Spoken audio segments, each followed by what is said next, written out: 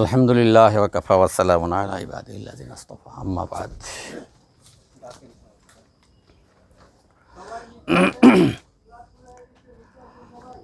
আমাদের এখনকার ক্লাস হলো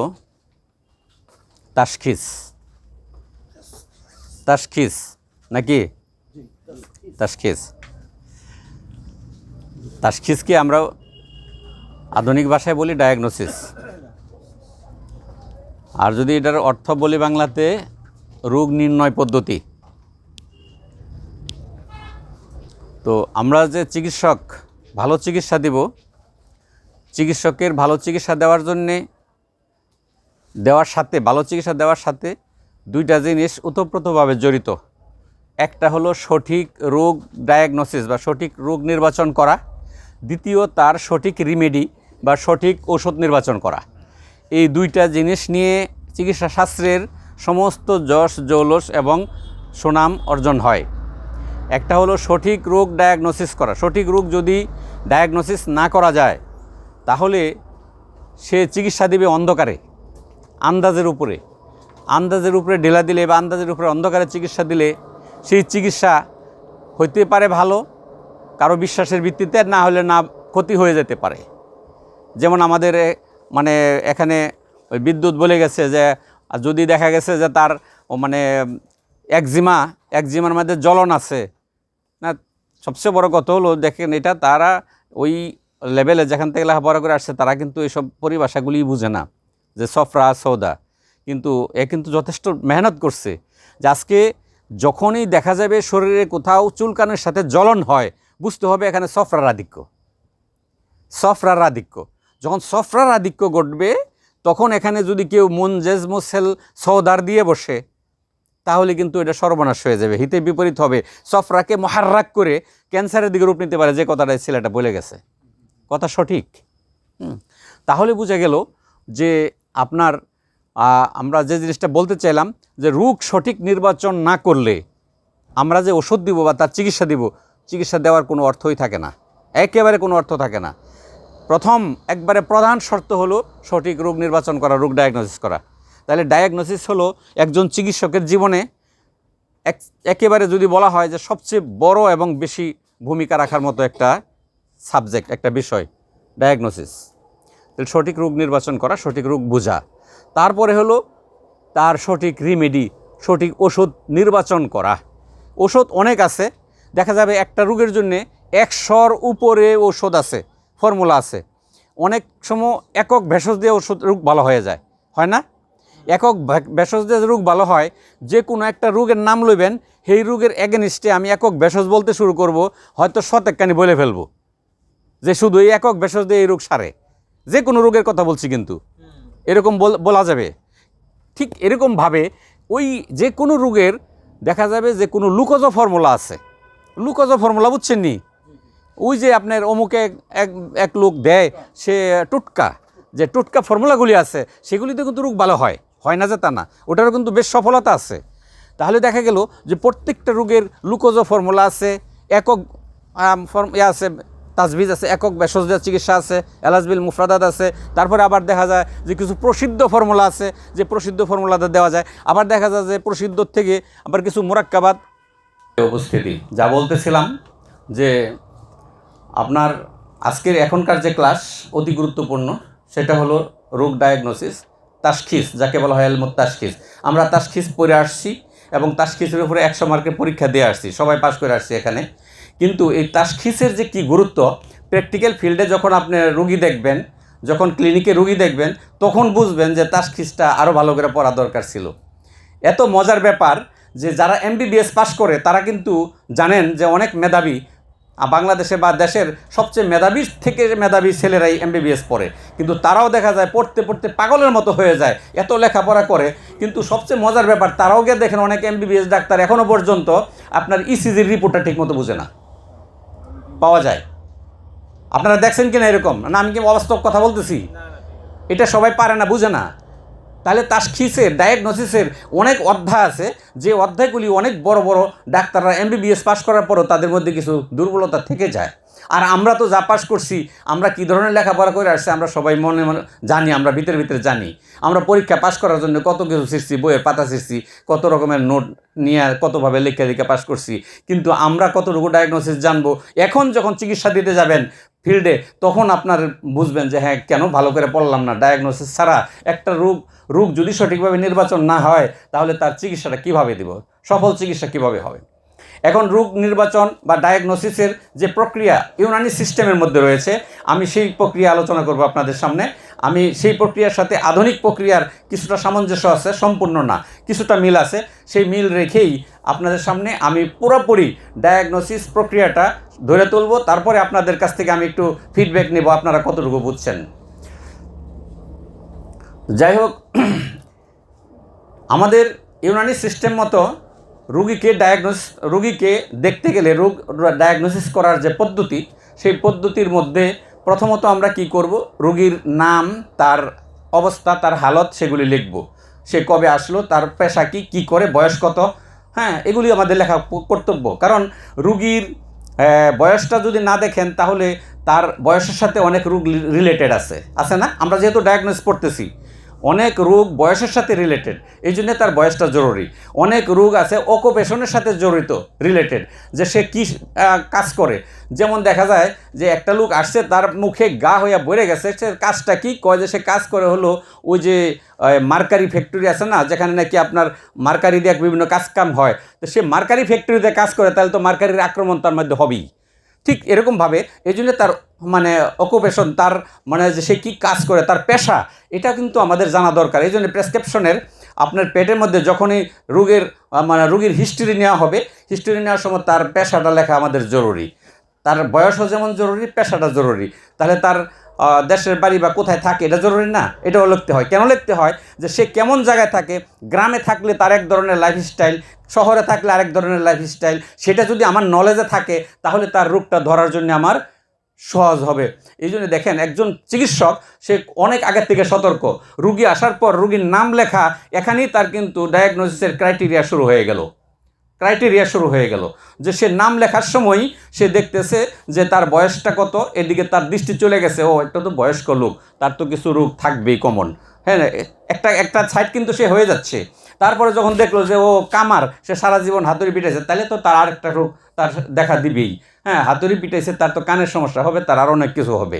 তো এগুলি কিন্তু সাধারণত পেশা দিয়ে চলে আসছে। ও থাকে কোথায়, গ্রামে, আচ্ছা তার তো গ্রামে এই হাল হিস্টোরি, সে এইভাবে থাকে খায়, তার এরকম রোগ হইতে পারে। এটা কিন্তু বলার আগেই, নাম লেখার সাথে সাথে চিকিৎসকের ব্রেনের মধ্যে একের পর এক আসতে শুরু করবে যখন রোগীর নাম লেখা শুরু হবে। ঠিক আছে, এটা কিন্তু কিছু না, রোগ ডায়াগনোসিস মাত্র শুরু। তারপরে রোগীদের কি করতে হবে, সর্বপ্রথম যে জিনিসটা করতে হয় সেটা হলো, এটাকে বলা হয় আমাদের ভাষায়, হ্যাঁ, যে রোগীর, আমরা যেটা পড়ছি আর কি, আপনারা যা পড়ছেন সেটা হলো আলামত। এবার আসি, আলামত কি জিনিস। আলামত হলো একটা ব্যাপক শব্দ।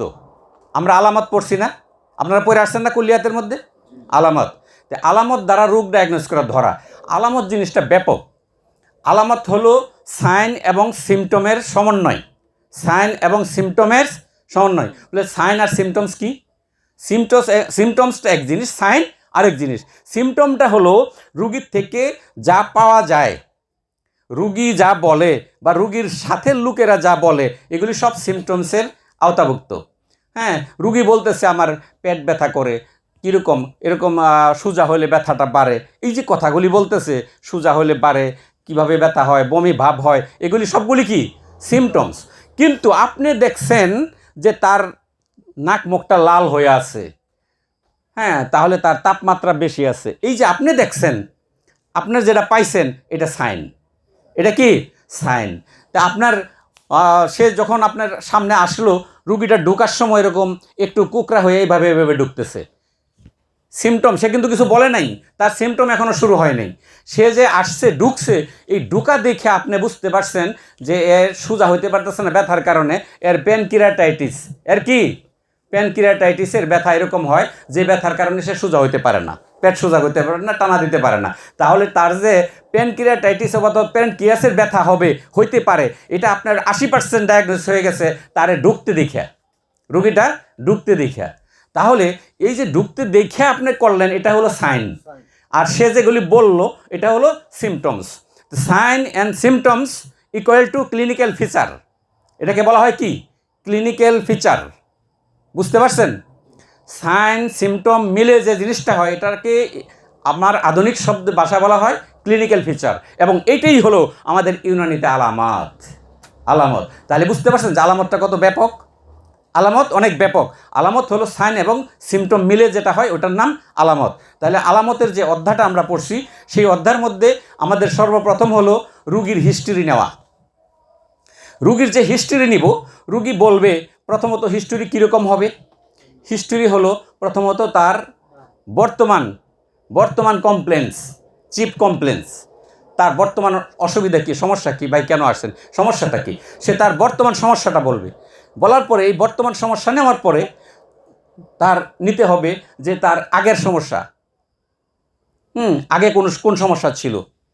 তারপরে নিতে হবে তার আরও অন্য হিস্টোরি, তার ফ্যামিলি হিস্টোরি, এই সমস্ত আপনার ফ্যামিলিতে আর কার কার এরকম রোগ ছিল কিনা, ফ্যামিলির হিস্টোরি।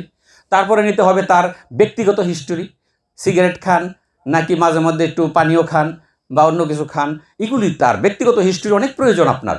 তার ব্যক্তিগত হিস্টোরি নিতে হবে। ড্রাগ হিস্টোরি নিতে হবে, আপনি কী ধরনের ওষুধ খায় অভ্যস্ত, আগে পরে সারা জীবন কি অ্যান্টিবায়োটিক খেয়ে আসছেন কিনা, অথবা কোনো স্টেরয়েড খায় অভ্যস্ত কিনা যে এটা ছেড়ে দিলে আপনার শরীর ফুলে যায়। হ্যাঁ, তার ড্রাগ হিস্টোরিগুলি দিতে হবে। তাহলে হিস্টোরির মধ্যে অনেক কিছু চলে আসতেছে। হ্যাঁ, পাস্ট হিস্টোরি এবং তার প্রেজেন্ট হিস্টোরি প্রথম দিলেন, প্রেজেন্ট হিস্টোরি, তারপর পাস্ট হিস্টোরি, তারপরে তার হলো আপনার ফ্যামিলি হিস্টোরি, হ্যাঁ, তারপরে তার ব্যক্তিগত হিস্টোরি, এর মধ্যে তার ড্রাগ হিস্টোরি, ঠিক এরকমভাবে তার আপনার তার বৈবাহিক জীবনের হিস্টোরি, হ্যাঁ, বিবাহ করছে কি না, করে থাকলে কি হয়েছে, বউ চলে গেছে না আছে এখনও, হ্যাঁ, বা কীরকমভাবে তার চলতেছে, বাচ্চা কাচ্চা কয়জন, এগুলি হিস্টোরি নিলে তার অনেকটা লাইফের সম্পর্কে আপনার ধারণা হয়ে যাবে। তো এইসব হিস্টোরিগুলি নিতে হবে। তারপরে হলো তার আপনার যে এর আগে কোন কোন চিকিৎসা করছিলেন। দেখেন অ্যালোপ্যাথিক ডাক্তাররা কিন্তু যখন কোনো রুগীর দেখে খুব জটিল অবস্থা, কয় এই হার্বাল টার্বাল খাই আইসেন নি এবার, আপনার এটার সম্মুখীন হন নাই? আমরা যারা মেডিকেলে ইন্টার্নি করছি, হ্যাঁ, আমরা যে বারডামে ইন্টার্ন করছি, তো এখানে করতে গিয়ে এমবিবিএস ডাক্তারদের সাথে যখন আমরা রাউন্ড দিছি, তখন যে বড় বড় যে আমাদের স্যাররা জিজ্ঞেস করতে গিয়ে আমাদের সামনে, আমরা লজ্জা পাইছি, আমাদের সামনে রুগীদের জিজ্ঞেস করে, এই ভাই কী অবস্থা আপনার, এটা কন্ট্রোল হচ্ছে না, পা ফুলে ফাঁসে যে কাটতে হবে, আপনি কি ওই হার্বাল টার্বাল খাইছেন নি কোনখানে, ইউনানি আয়ুর্বেদিক ওষুধ খাইছেন? এই কথা কয়ে রুগীর জব্দ করতেছে। আমাদের মান সম্মান থাকে কোথায় বলেন? এটা আসলে তখন আমরা বুঝতে পারছি, গায়ে মাই খাই নিচ্ছি। স্যার আবার রুমে এসে বলছে যে আপনারা রাগ করেন না, এটা আপনাদেরকে ইঙ্গিত করে বলি নাই, কারণ আপনাদের এমন কিছু কোম্পানি হার্বালের এমন কিছু ওষুধ বানাইছে যেগুলি আপনার রুচিকর ওষুধের ভিতরে স্টেরয়েড মেরে দিছে, এটি খাইলে তো জীবনে ডায়াবেটিসের রুগী ভালো হইব না, এগুলির কথা জিগাই সেগুলি খাইছে কিনা। আমরা বলছি স্যার আমরা বুঝতে পারছি, কিছু করার নাই। তো এইরকম একটা লজ্জাস্কর ব্যাপার। তারা যেরকমভাবে জিজ্ঞেস করে, আমরা না হয় এরকম তিরস্কার করে জিজ্ঞেস নাই করলাম, কিন্তু আমরা ভালোভাবে জিজ্ঞেস করব, ভাই আগে কি অ্যান্টিবায়োটিক খাইছেন বা কোন স্টেরয়েড খাওয়ার অভ্যাস আছে, আগে কোন ধরনের চিকিৎসা করছেন, সেই চিকিৎসার হিস্ট্রি নিতে হবে। এইগুলি হলো সব যে হিস্ট্রি কালেকশন করলাম, লট অফ হিস্ট্রি, অনেকগুলি হিস্ট্রি কালেকশন করলাম, সেই সব হিস্ট্রি মিলা হলো কি সাইন। এরপরে এবার আমি একটু দেখব, ভাই দেখি তো একটু জিহ্বাটা বাইর করেন তো, আচ্ছা একটু চোখটা একটু উপরের দিকে তাকান, আর একটু নিচের দিকে তাকান, চোখটা দেখলাম, এই জিহ্বাটা দেখলাম, এই যে যা দেখলাম, এগুলি দেখার পরে এগুলিকে বলা হয় ইন্সপেকশন। এগুলিকে বলা হয় ইন্সপেকশন, অর্থাৎ রুগীকে আমি যে ইন্সপেক্ট করলাম, রুগীকে যে আমি দেখলাম, পর্যবেক্ষণ করলাম, এই পর্যবেক্ষণের মাধ্যমে যে জিনিসটি পাইলাম এটা হলো সাইন। পর্যবেক্ষণের মাধ্যমে যে জিনিসটি পাইলাম এটা কি? সাইন। এই যে আগে যে এতগুলি হিস্টোরি নিলাম, লট অফ হিস্টোরি, সব হিস্টোরি মিলে হলো সিমটমস এবং সাইন মিলে হলো আলামাত, যেটা নাকি আমার ইউনানি শাস্ত্রের মধ্যে বলা হয়েছে যে রোগ ডায়াগনোসিস করার জন্য সর্বপ্রথম তার আলামত লিপিবদ্ধ করতে হবে। এটা হলো আলামত। ক্লিয়ার? আচ্ছা, এবার আসেন, এটাকে বলা হয় প্রথমত ইমতিহান বিল বসর। ইন্সপেকশনকে বলা হয় ইমতিহান বিল বসর। লিখতে পারেন, নোট করতে পারেন, ইমতিহান বিল বসর, অর্থাৎ চক্ষু দ্বারা দেখা, হ্যাঁ, চোখ দ্বারা দেখে আপনি ইন্সপেকশন করবেন। তারপরে আসতেছে আপনি কয়েকটা ইমতিহান করবেন। পরীক্ষা করবেন। এটাকে বলা হয় জেনারেল এক্সামিনেশন অথবা আপনার ক্লিনিক্যাল এক্সামিনেশন। আপনার রুগীর এক্সামিনেশন করবেন, রুগীকে পরীক্ষা করবেন। এবার কিন্তু এখনও কিন্তু ডায়াগনোসিসের মাত্র ধাপ শুরু হয়েছে অনেক আগের থেকে। এক জায়গায় এসে আমরা রুগীকে কিছু পরীক্ষা করব, এটাকে এক্সামিনেশন বলা হয়, ক্লিনিক্যাল এক্সামিনেশন অথবা জেনারেল এক্সামিনেশন। এই এক্সামিনেশনটাকে আমরা বলবো আরবিতে বা আমাদের ইউনানি শাস্ত্রে বলা হয় এমতেহান। এমতেহান শুরু হয়েছে কিন্তু ওই যে এমতেহান বিল বছর থেকে, চোখ দিয়ে দেখছি ইন্সপেকশন থেকে এমতেহান শুরু হয়ে গেল। এমতেহানের দ্বিতীয় ধাপ হলো এমতেহান বিল মাস, অর্থাৎ টাচের মাধ্যমে রুগীকে টাচ করে কিছু পরীক্ষা আছে, যেটাকে বলা হয় আধুনিক পরিভাষায় পালপেশন। আধুনিক পরিভাষায় কি বলা হয়? পালপেশন। তাই রুগীকে পালপেট করতে হবে। যেরকম আপনার এই করার নিচে যখন চাপ দিবেন, সে যদি ব্যথা অনুভব করে ও কয়, তাহলে বুঝতে হবে তার পিত্তথলিতে কোনো পাথর অথবা পিত্তথলির প্রদাহ হয়েছে। হ্যাঁ, ঠিক এরকমভাবে নাভির 2 আঙ্গুল নিচে এবং 2 আঙ্গুল ডান দিকে যখন চাপ দিবেন, রুগী যদি ও কয়, বুঝতে হবে অ্যাপেন্ডিসাইটিসের ব্যথা। কথা বুঝতেন? এবং এখানে কিন্তু নড়ে যাবে, এরকম ছিটকাবে, তাহলে বুঝতে হবে তার অ্যাপেন্ডিসাইটিস। হ্যাঁ, তো এই যে বুঝলেন, হাত দিয়ে ধরলেন, বুঝলেন, হাত দিয়ে ধরে বোঝাটার নাম হলো এলাজ বিল ইয়াদ অথবা এলাজ বিল মাস। হ্যাঁ, এই এলাজ বিল মাসকে আধুনিক পরিভাষায় বলে পালপেশন। ঠিক আছে?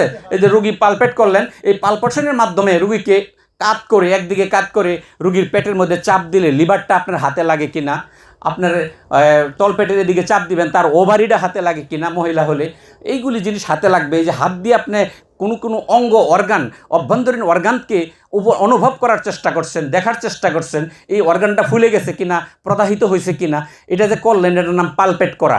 এটা রুগীর পালপেশন। ঠিক আছে? এটা হলো এক ধরনের ক্লিনিক্যাল এক্সামিনেশনের একটা ধাপ। ক্লিনিক্যাল এক্সামিনেশন দ্বিতীয় ধাপ হলো পারকাশন। এমতেহান বিল কারা আরবি শব্দ। এমতেহান মানে পরীক্ষা, এমতেহান বিল কারা মানে ঠোকর দেয়া পরীক্ষা করা। পেটের মধ্যে টুকা দেন, ডাবডুব শব্দ হইতেছে, মানে বায়ু অনেক জমছে, বোঝা যাচ্ছে না? ঠিক এরকমভাবে আপনার বুকের উপরে টুকা দেন, এক ধরনের শব্দ হবে, যখন বুকের মধ্যে কোনো ডিস্টার্ব থাকে আরেক ধরনের শব্দ হবে, এই যে সাউন্ডটা ভিন্ন হবে। এই যে টুকা দিয়ে বোঝা, এটার নাম হলো এমতেহান বিল কারার, যাকে বলা হয় পারকাশন। আধুনিক পরিভাষায় বলা হয় কি? পারকাশন। তাহলে আমরা কি করলাম? ইন্সপেকশন, তারপরে করলাম পালপেশন, তারপরে পারকাশনের পরে হলো অস্কালটেশন, অর্থাৎ এমতেহান বিল জাস, অর্থাৎ স্টেথোস্কোপের মাধ্যমে তার রোগ পরীক্ষা করা। স্টেথোস্কোপের মাধ্যমে দেখব, পেটের মধ্যে যখন স্টেথোস্কোপ ধরবো, গড়গড় ফরফর শব্দ হচ্ছে, তার হজমের শব্দগুলি বোঝা যাচ্ছে, তাহলে বোঝা গেল তার হজমের ডিস্টার্ব আছে অথবা তার পেটে কোনো সমস্যা আছে। ঠিক আছে নি? যখন স্টেথোস্কোপ লাগায় তার বুকে ধরবো, তখন দেখা যাবে যে তার শ্বাস ফালানোর সাথে সাথে সাঁই কাঁই শব্দ হইতেছে, ভিতরে মনে হয় শেয়াল ডাকতেছে। তার মানে কি? তার ভিতরে আঠালো ঘন কফ জমা আছে, তার সে ব্রঙ্কিয়াল এজমা অথবা ব্রঙ্কাইটিসের রোগী হইতে পারে। ঠিক না? তাহলে এই যে আপনার মাসমাউস সদর অর্থাৎ স্টেথোস্কোপ, এই স্টেথোস্কোপের সাহায্যে আমরা যে পরীক্ষাটা করব, এই পরীক্ষাটার নাম হলো কি বলছিলাম? এমতেহান বিল জাস, যাকে আধুনিক পরিভাষায় কি বলে? অস্কালটেশন। হ্যাঁ, অস্কালটেশন। তাহলে ইন্সপেকশন, পালপেশন, পারকাশন, অস্কালটেশন। তাহলে এই 3টা পদ্ধতিতে আমরা যা করি, এটাকে বলা হয় ক্লিনিক্যাল এক্সামিনেশন। এসব মিলা হলো কি? Clinical examination. তাহলে আমরা ডায়াগনোসিসের প্রথম ধাপে আমরা ক্লিনিক্যাল ফিচার নিছি। ক্লিনিক্যাল ফিচার কাকে বলে বলেন তো? একটু আমাকে রিপ্লাই করেন, দেখি আপনারা মনোযোগ সহ শুনছেন কিনা। ক্লিনিক্যাল ফিচার, সর্বপ্রথম ক্লিনিক্যাল ফিচারটা কি?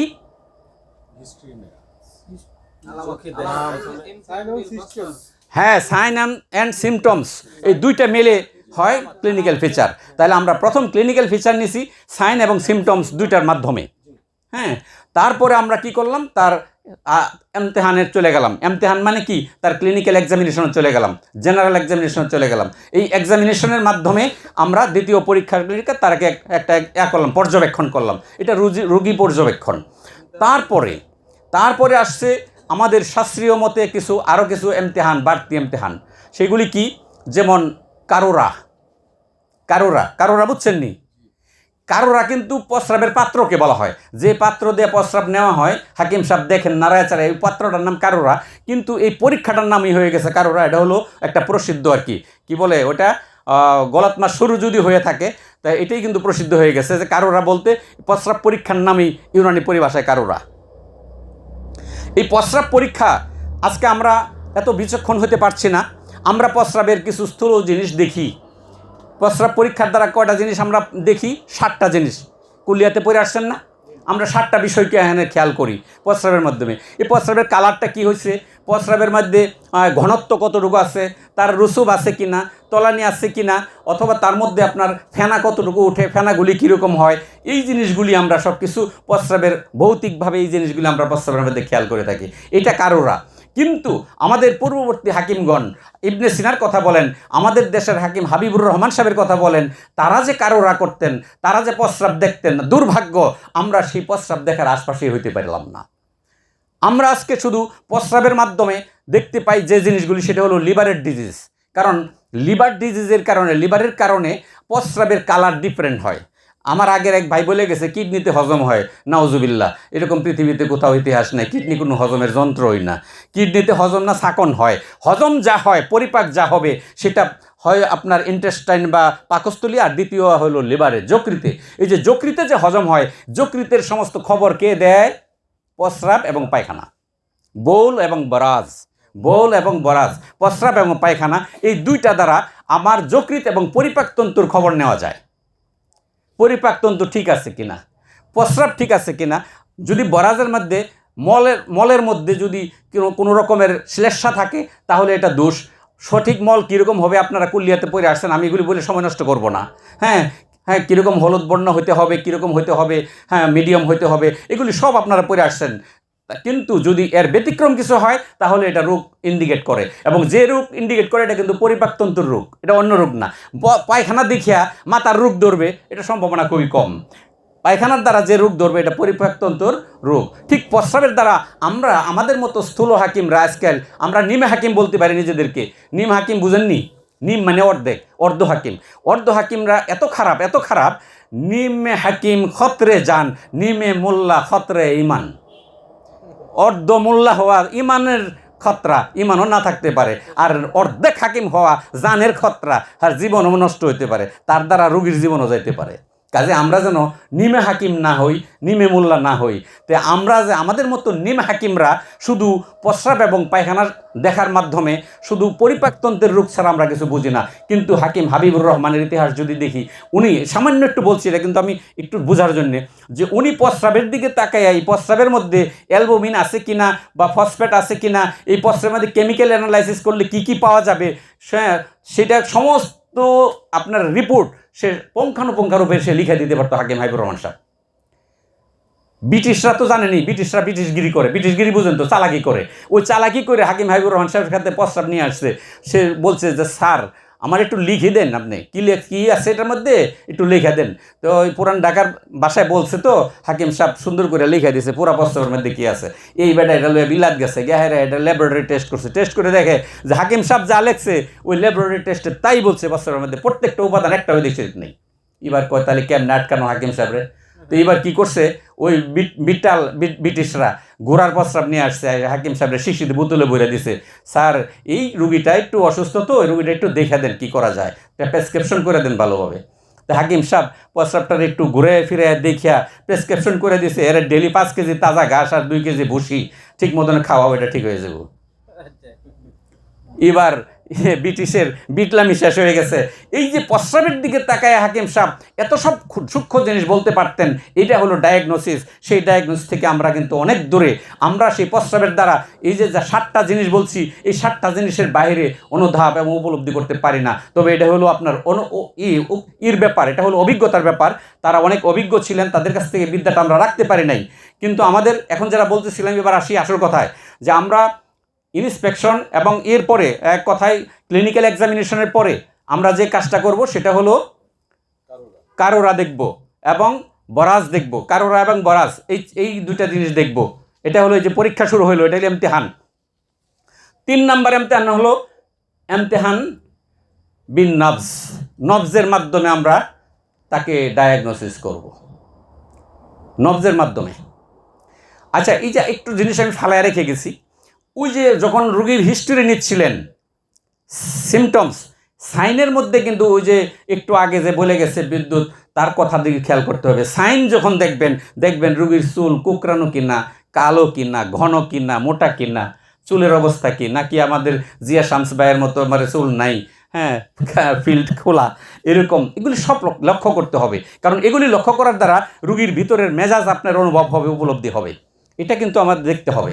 তো এই যে জিনিসটা, এটা কিন্তু সব ওই যে ক্লিনিক্যাল ফিচারের মধ্যে চলে আসবে। আমি আবার পিছনে ব্যাক করলাম এই কথাটা বলার জন্য, যে যাই হোক, আমাদের মানে দেখার অনেক জিনিস রয়ে গেছে, সেগুলো আমরা দেখব। রুগীর শরীরের মধ্যে টাচ করলে বোঝা যাবে তার শরীর চর্বিযুক্ত কিনা, মাংসপেশিটা নরম কিনা, তাহলে বোঝা গেলে বলগম বেশি, ঋতুবোধ বেশি শরীরের মধ্যে, সে বলগমী মেজাজের। যদি দেখা যায় যে টাইট, অনেক মোটা কাটা টাইট আছে, তাহলে বুঝে রক্ত দমাবি মেজাজের। যদি দেখা যায় যে সে রুক্ষ, চুলগুলি কুকরানো এবং বোঝা যাইতেছে সে খুব রাগী, এক কথা বললে সাথে রাগ, তাহলে সেটা তো বোঝা যাবে। কিন্তু এমনি তার শরীরের দিকে তাকাইয়া এগুলি দেখে আপনি বুঝবেন লোকটার মধ্যে সফরাবি মেজাজি। তারপরে যদি দেখা যায় যে না, সে এরকম মনে হয় যে কারোর উপরে ক্ষিপ্ত হয়ে আসছে, মনে হয় মার্ডার একটা করে আসছে, তার ভাবটা এরকম, হ্যাঁ, চোখের ভাব, মুখের তার অবয়ব ভাবটা এরকম, তাহলে বুঝতে হবে এটা কিন্তু সৌদাবি মেজাজের। পৃথিবীতে যত জটিল রোগ সৃষ্টি হয় জেনে রাখেন। এখন আমরা বুঝতেছেন, আপনারা ইউনানি পড়ছেন, বুঝলেন সৌদাবি কী জিনিস, সফরাবি কী জিনিস। যারা ইউনানি পড়ে নাই ওনাদের জন্য খুব কষ্ট হইতেছে আমাদের শব্দগুলি বোঝা। হ্যাঁ, সেটা হলো আমরা যে পিত্ত আধিক্য মেজাজের হয়ে যাই এবং অম্লাধিক্য মেজাজ, হ্যাঁ, যখন হয়, এটাকে সফরাবি বলছি। এই অম্লাধিক্য মেজাজের কারণে পৃথিবীর সমস্ত জটিল কঠিন রোগগুলি সৃষ্টি হয়। এই জন্যে মনীষীগণ, হাকিম যারা আগেরকার ইয়ারা ছিলেন, বিজ্ঞানীগণ, এই ইউনানি চিকিৎসা বিজ্ঞানীগণ, তারা স্পষ্ট ভাষায় বলে গেছে কিছু কথা, যে যখনই দেখবেন কোনো রোগ মুজমেন হয়ে যায়, ক্রনিক হয়ে যায়, যখন দেখবেন তখন ওই রোগের মধ্যে আস্তে আস্তে খিলতের পরিবর্তন ঘটে সৌদার আধিক্য ঘটতে শুরু করে। আর যখন কোনো রোগের সাথে সৌদার আধিক্য ঘটবে, তখন সেই রোগটার নাম হয়ে যাবে অটো ইমিউন ডিজিজ। সেই রোগটার নাম কি হবে? Auto immune disease. আর অটো ইমিউন ডিজিজ কি ভালো হয়? সহজে ভালো হয় না। এই রোগটার নাম হয় দুরারোগ্য রোগ। এই রোগটার নাম কি হয়? দুরারোগ্য রোগ। সেই দুরারোগ্য রোগ, পৃথিবীর সমস্ত দুরারোগ্য রোগ সৃষ্টি হয় অম্লাধিক্যের মাধ্যমে। কথা বুঝছেন? এটা ক্লিয়ার, এটা প্রাসঙ্গিক বললাম। তাহলে আমাদের ডায়াগনোসিস ক্রাইটেরিয়া, আমরা এইগুলি দেখার পরে, তারকে ক্লিনিক্যাল এক্সামিনেশন করার পরে লাস্টে যেটা বললাম, কি করব আমরা? তার নবস দেখব, পালস রিডিং। তো এই পালস রিডিং করতে গিয়ে আজকে আমরা কয়েকটা জিনিস দেখব। ওই যে আমরা কিছুক্ষণ আগে মেজাজের কথা বলছি, মেজাজ পালস দেখতে গিয়ে তার শরীরে ধরা হবে তো নাকি? শরীরে যখন ধরা হবে, টাচ করা হবে, টাচ করার সাথে সাথে তার মেজাজকে আপনি প্রথম নির্ণয় করে ফেলতে পারবেন, সে সফরাবি না বলগমি না কি। কেমনে? আপনি 3 আঙ্গুলের সমান্তরালভাবে যখন তার রেডিয়াল বা এই যে হাতের কবজির পাশে যখন ধরবেন, তার পালস দেখবেন, ধরবেন। পালসের জন্য আমরা এই জিনিসটা কেন করছি, নির্বাচন করি সমস্ত চিকিৎসা বিজ্ঞানীরা। অন্য অনেক জায়গায় কিন্তু পালসের স্পন্দন পাওয়া যায়, আরও 7টা জায়গায় পাওয়া যায়, কিন্তু পূর্ণাঙ্গ পাওয়া যায় না। এই জন্যে এটা হলো পূর্ণাঙ্গ পাওয়া যায় এই কারণে। আর দ্বিতীয়ত, অন্য জায়গায় একটা মানুষের গলায় খালি করে এখানে ধরবেন, একটা মানুষের নাভির গোড়ায় খালি করে ধরবেন, কপালের এখানে ধরবেন, এটা সব জায়গায় সম্ভব হয় না। কিন্তু হাত ধরা কোনো রকমের কোনো বাধা নাই, এটা একজন মহিলার হাত ধরলেও আপনার কিন্তু আসা যায় না। সেই জন্য এটা ধরতে সুবিধা, পাইতে সুবিধা, এবং এখানে পূর্ণাঙ্গ পালসের উপস্থিতি এবং সারা বডির খবর পাওয়া যায়। এই জন্য এই পালসটা এই জায়গায় ধরাটাই হলো নিয়ম। বুঝতে পারছেন? এবার পালস ধরার যে নিয়ম, এই নিয়মটা একটু শিখে নেন। নিয়মটা হলো, পালস ধরতে গেলে দুইজন যার পালস ধরা হবে তার সামনাসামনি রাখতে হবে এবং তার হাত আপনার এরকম 90 ডিগ্রি অ্যাঙ্গেলে একটু উঁচু করে তারপরে তার কবজির পালসটা ধরবেন, স্পষ্ট স্পন্দনটা পাবেন। আর যদি একটু ব্যতিক্রম ধরবেন, সে শুয়ে রয়েছে এমনি পড়ে আছে, সেই হাতে ধরবেন, পালসটা আপনি ভালোভাবে নাও পাইতে পারেন। ঠিক আছে? তো এই জন্যে পালস পাওয়ারের সমস্ত কিছু শর্ত আছে, এটাগুলো বইয়ের মধ্যে পড়ে নিচ্ছেন, আপনারা পড়ছেন নিশ্চয়ই। এবং আরেকটা জিনিস, পালস ধরতে হবে এবং সঠিক পালসের মাধ্যমে সঠিক রিডিং নিতে গেলে আপনার, আমি কিন্তু তাড়াহুড়া করছি মনে হচ্ছে না, এটা জানি এই জন্যে যে আমি সময় আগের ক্লাসে পাইনি, এটা আমার একটা রয়ে গেছে ভিতরে, এই জন্য এরকম করতেছি। তো একটু ধীরস্থিরভাবে বলি। আচ্ছা, এই যে পালস আপনার ধরার পরে যদি দেখা যায় যে আপনার ওই সব এই 3টে আঙ্গুলের মধ্যে সমান্তরালভাবে পালস আসে, ও আপনি সামনাসামনি বলতে হবে, বলছি কেন? আচ্ছা, যদি এখানে একটা জিনিস বলে রাখি আপনাদেরকে সুবিধার জন্য, যারা হাকিম হয়, শাস্ত্রীয় চিকিৎসক হয়, তারা কিন্তু আরও 2-3টা গুণের অধিকারী হয়। এক, যেরকমভাবে আমরা দেখা যায় যে আমার অনেক সময় বলে আপনি পানি খাইলেন না, আপনি কি হাকিম হইলেন? না, হাকিম হলে মানে পান চাবাইতে হয়, এটা একটা শোভা। ঠিক এরকমভাবে আমি যখন মৌলানা সাহেব হিসেবে পরিচয় দিই অথবা একজন মুহাদ্দিস ছিলাম, এটা যখন পুরনো পরিচয় পাই, কই আপনি তো পানি খান না, আপনি আবার কে মৌলানা হলেন? এরকম একটা ভাব, পীর সাহেবের একটা পানের পোটলা হাতে গড়তে হবে, না হলে শোভা খায় না। ঠিক তেমনিভাবে একজন হাকিম এবং শাস্ত্রীয় চিকিৎসকের আরও কিছু শুভনীয় জিনিস থাকে, এরা আবার কিছু আধ্যাত্মিক চর্চাও থাকে, না হলে আল্লাহর পক্ষের থেকে তার মধ্যে কিভাবে আসে? আধ্যাত্মিক চর্চাও থাকে। তো যেহেতু থাকে, এরকমভাবে আপনার কাছে জিনভূতের রুগী লয়ে আসবে চিকিৎসার জন্য। আপনি যদি বুঝতে পারেন জিনভূতের রুগী, আপনি চিকিৎসা করে তার পিছনে সময় নষ্ট করে লাভ আছে? লাভ নাই। এটা একজন ডাক্তার বুঝতে পারবে না, কিন্তু একজন ইউনানি চিকিৎসক আপনার রুগীকে দেখার সাথে সাথে বুঝতে পারবেন যে এটা আসলে তো জাদুর মাধ্যমে হয়েছে, তাকে বান মারা হয়েছে, অথবা তার মধ্যে উপরি সমস্যা আছে, তার পিছনে আমার সময় নষ্ট করার দরকার নাই। এটা আপনি কেমনে বুঝবেন? এটা এখন 1 মিনিট 2 মিনিটে আপনাকে আমি শিখিয়ে দিচ্ছি। সেটা হলো, একজন রোগীর পালস যখন আপনি টাচ করবেন, ডান হাতের পালসে 3 আঙ্গুল সমান্তরাল ধরার পরে আপনি যদি দেখেন যে তার পালসের কোনো পাচ্ছেন না, স্পন্দন পাচ্ছেন না, আপনারা একটু উল্টায় পাল্টায় দেখবেন, কোনোভাবে কোনো স্পন্দন পাচ্ছেন না। হ্যাঁ, আবার বাঁ হাতে দেখলেন, হ্যাঁ বাঁ হাতে স্পন্দন পাচ্ছেন, বাঁ হাতে পাচ্ছেন, ডান হাতে স্পন্দন গায়েব হয়ে গেল। কেন গায়েব হয়ে গেল? বুঝতে হবে, এই লোকের আপনার আর সামনে ইনভেস্টিগেশন করেন না, তাকে বলে দেন ভাই আপনি ভালো একজন হুজুর দেখান, দেখাইয়া আপনি চিকিৎসা করেন। আপনাকে কিন্তু আপনি কোনো জাদুর আসরে আছেন, আপনাকে জাদু বা কোনো বানটান মারা হয়েছে, জাদুর আসর আপনার উপরে আছে। ক্লিয়ার? পালস, ডান হাতের পালস যদি অদৃশ্য হয়ে যায়, 3 আঙ্গুলের ডান হাতের পালস যদি কখনো অদৃশ্য হয়ে যায়, পান না, বুঝতে হবে সেই লোকটা জাদুগ্রস্ত। 2, যদি বাঁ হাতের পালস, ডান হাতের ঠিক পাইছেন কিন্তু বাঁ হাতের পালসটা অদৃশ্য, হঠাৎ করে অদৃশ্য, আরে পাচ্ছি না, ঘটনা কি? আপনার খুঁজে বের করতে হয় কেন? এটা তো ডাইরেক্ট থাকার কথা। যদি এরকম বাঁ হাতের পালস না পান, বুঝতে হবে সেটা উপরি দোষে আক্রান্ত হয়, তার মধ্যে জিনের আসর, আর না হলে দেওয়ার আসর, আর না হলে কোনো উপরি সমস্যা, নজর, বদনজরের সে অবস্থা খারাপ হয়ে গেছে বেচারার। তাহলে এর পিছনে আপনি চিকিৎসা করতে গিয়ে সময় নষ্ট করেন না, তাকে ভালো একজন উজার কাছে পাঠিয়ে দেন। এই যে সুন্দর করে আপনারা এটা বুঝতে পারছেন, এটা কিন্তু বোঝার জন্য আপনাকে অনেক বেশি লেখাপড়া করার প্রয়োজন নাই। কারণ পালসের কোনো ক্যারেক্টার বলি নাই, বৈশিষ্ট্য বলি নাই যে এই বৈশিষ্ট্য সেই বৈশিষ্ট্যে কোনো চিকন কথা মাথায় রাখতে হবে এমন কিছু না। আপনার খুব স্থূল কথা যে সরাসরি আঙ্গুল ধরার পরে পালসের উপস্থিতি নেই। পালস কীরকম হবে এটা তো পরের কথা, কোনো ঠুকুর পালসের উপস্থিতি নাই, তাহলেই আপনার 2 হাতের মধ্যে এই জিনিসটা বুঝতে পারবেন। এবার আসেন, যদি দেখেন যে কোনো এক হাতের, এগুলো কি স্থূল কথা বলতেছি, কোনো সূক্ষ্ম কথা না, কোনো এক হাতের ডান পাশের অথবা বাম পাশের কোনো এক সাইডের পালস খুব দুর্বল, অল্প হয়, আরেক সাইডে সবল, এটা আল্লাহর কুদরতিভাবে প্রত্যেকটা মানুষের দুনো সাইডে সবল পালস হবে এরকম পাবেন না, দুনো সাইডে দুর্বল হবে এমনও পাবেন না। এটা দেখবেন আমাদের দেশে এমন লোক আছে যে ডান হাতে ঢিলা দিছে, আপনার দেখা গেছে 200 গজ দূরে যায় পড়ছে, বা হাতে দিছে 2 গজ দূরেও যায় না, বা হাতে শক্তি নাই আমাদের, এটাই স্বাভাবিক। কিন্তু কোনো লোক এরকম আছে যে বা হাতে দিছে আপনার ডান হাতের চেয়ে বেশি গেছে, কিন্তু সে ডান হাতে আবার পারে না, এমন হয় না?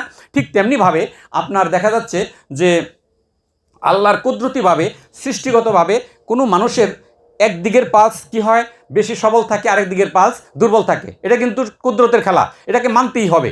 এবং এটা দিয়া প্রথমত আপনার 1 মিনিটের মধ্যে একটা কিস্তি মাত করে দিবেন, আপনি পালসিওলজিস্ট হয়ে যাচ্ছেন। কি হচ্ছেন? পালসিওলজিস্ট হয়ে যাচ্ছেন। পালসের মাধ্যমে কি বসতেছেন, একটা মানুষকে আপনার নাভি থেকে নিয়ে সমান্তরালভাবে 2টা ভাগে ভাগ করে ফেলেন, মাটার কাটতে ভাগ করার দরকার নেই, আনুমানিকভাবে ভাগ করে ফেলেন। মানুষের উপরের সাইড, নাভির উপর থেকে ডায়াফ্রাম থেকে শুরু করে উপরের সাইডে কি আছে? হৃৎপিণ্ড আছে, ফুসফুস আছে, গলা আছে, চোখ, নাক, কান, ব্রেন, এগুলি উপরের সাইড। এবার নিচের সাইডে কি আছে? লিভার আছে, কিডনি আছে, পাকস্থলী আছে, মূত্রথলি আছে, জেনিটেলিয়া আছে, হ্যাঁ, এবং হাত পা আছে। এই তো নিচের সাইড। এরকম দুইটা সাইডে আগে ভাগ করার অনুমানে ভাগ করে ফেলেন। ভাগ করার পর এবার আসেন ডান হাতে সমান্তরালভাবে 3 আঙ্গুলটা যখন ধরবেন, ডান হাতের সব পালসগুলি যদি দুর্বল হয়, ডান হাত দ্বারা নাভির বা ডায়াফ্রামের নিচের অংশ বোঝায়, তাহলে বুঝতে হবে তার যত রোগ, হ্যাঁ বলবে একটু পরে, এই সব রোগ নিচের অংশে। কারণ তার পালসে প্রথমত দেখছেন 2 হাত একবারে দেখবেন, দেখার পর দেখা গেল তার ডান হাতের পালসটা দুর্বল, ডান হাতের প্রত্যেকটা পালসই দুর্বল, বা হাতের প্রত্যেকটা পালস সবল। তাহলে বুঝতে হবে তার এই উপরের অংশে কখনো রোগই হয় না, উপরের অংশ তার ভালো থাকে, তার ফুসফুস ভালো, তার হার্ট ভালো, তার ব্রেন ভালো, তার অন্য উপরে রোগ কম হয়। এবং সেই লোকটার দুর্বল হলো তারা বডির মধ্যে, সারা বডির মধ্যে নিচের অংশ দুর্বল, তার ঘুরে ঘুরে পেট খারাপ হয়, তার ঘুরে ঘুরে কিডনির রোগ হয়, মূত্রের রোগ হয়, তার ঘুরে ঘুরে ও সমস্ত রোগই হবে। তাহলে প্রথমত একটা লোকের সারা বডির রোগের দিকে লক্ষ্য না করে তাকে প্রথমত 2 ভাগে ভাগ করে ফেলতে পারতেছি, তাহলে আপনার ব্রেন খাটানোর সুবিধা হবে। আমি তাকে কোন দিকের রোগের প্রতি বেশি খেয়াল দিব। যখন আপনার কোনো এক সাইডের পালসগুলি দুর্বল হবে, আমি কিন্তু এখনও পালসের কোনো ক্যারেক্টার বলি নাই, কোনো বৈশিষ্ট্য বলি নাই, কোনো জটিলতায় যায় নাই, এটা স্থূল কথা। আপনার পালসগুলি সমান্তরালভাবে দেখার পরে এই সাইডের পালসগুলি একটু দুর্বল আর ওই সাইডের পালসগুলি সবল। যদি ডাইন সাইডের সবল হয় আর বাঁ সাইডে দুর্বল হয়, তাহলে দেখবেন এটা কইবে যে আমার তো জন্মের পর থেকে সর্দি লেগে থাকে, আমার তো জন্মের পর থেকে কিছুদিন পর পর হাঁফানি হয়, শ্বাসকষ্ট হয়, আর আমার তো মানসিক অবস্থা আসছেই, ঘুম তো হয় না বা বেশি হয়ে যায়। হ্যাঁ, অর্থাৎ তার সমস্যা সব উপরের দিকে হবে যদি বাঁ হাতের পালস দুর্বল হয়। আর যদি ডান হাতের দুর্বল হয় তাহলে বুঝছি যে নিচের দিকে সমস্যা। আর যদি ডান হাতের সবল হয় তাহলে বুঝতে হবে তার নিচের দিকে, হ্যাঁ বেটা, সে বেটা, বউ একটা জায়গায় 3টা 4টা রাখতে হবে, কোনো অসুবিধা নেই। ঠিক তেমনিভাবে সে খাইতে পারবে বেশি, কোনো সমস্যা নাই, লুয়া কায়া হজম করে ফেলবে। সে বেটা, তার কিডনির কোনো সমস্যা নাই, তার জেনিটেলিয়ার কোনো সমস্যা নাই, হ্যাঁ, লিভারের বা পেটের কোনো সমস্যা নাই, এগুলি তার নিশ্চিত। তার যদি সমস্যা হয় তাহলে খুঁজতে হবে মার উপরের সাইডে। তাহলে প্রথমত 2 হাতের পালস আমরা সমান্তরালভাবে দেখে, আমরা কিন্তু জটিল সমস্যায় এখনও যাচ্ছি না, হ্যাঁ, জটিল ডায়াগনোসিস যাচ্ছি না, আমরা খুব সূক্ষ্মভাবে, মানে অল্পতের মধ্যে, সূক্ষ্ম ছাড়া স্থূলভাবে আমরা লোকটাকে 2 ভাগে ভাগ করে তার কোন সাইডটার প্রতি আমার বেশি নজর দিতে হবে ওটাকে আমরা কি করে ফেললাম, আইডেন্টিফাই করে ফেললাম। এইভাবে পড়ি যে ডান দিক যদি সবল হয় তার মানে উপরের অংশ সবল, না না না, নিচের অংশ সবল, নিচের অংশ সবল। হ্যাঁ, মানে ডান সবল মানে নিচের অংশ সবল। যেই সাইড দুর্বল, বা সাইড যদি দুর্বল হয় উপরের অংশ দুর্বল, আর বা সাইড যদি সবল হয় তাহলে উপরের অংশ সবল। আর যদি দুইটা কখনো সমান হয় না কারো, এটার কুদরতে নাই, সৃষ্টিতে নাই। এটা যে ভালো ভালো পালস বুঝে সে দেখলে বুঝতে পারবে, কখনো সমান হবে না। আচ্ছা, যাই হোক, এটা মানুষের, হ্যাঁ, এটা ব্যতিক্রম, হাজারে একজন হইতে পারে যে তার সারা বডি ভালো, তার কোনো রোগই হয় না, তার দেখা যাবে যে দুনো সাইডে কাছাকাছি হয়ে যাবে। হতে পারে যে দুইটাই একই মনে হচ্ছে কিন্তু তার 2 জায়গায় প্রবলেম হতে পারে, সেটাও হইতে পারে, সেটা বলছি খুব কম, এটা বাইরে আর কি, গণার বাইরে, ধরার বাইরে। আচ্ছা, তাহলে আমরা এই যে বলছি এতক্ষণ যে পালসের মাধ্যমে আমরা, হাকিম সাহেবরা ডায়াগনোসিস করবে, পালসের মাধ্যমে কি ডায়াগনোসিস করবে?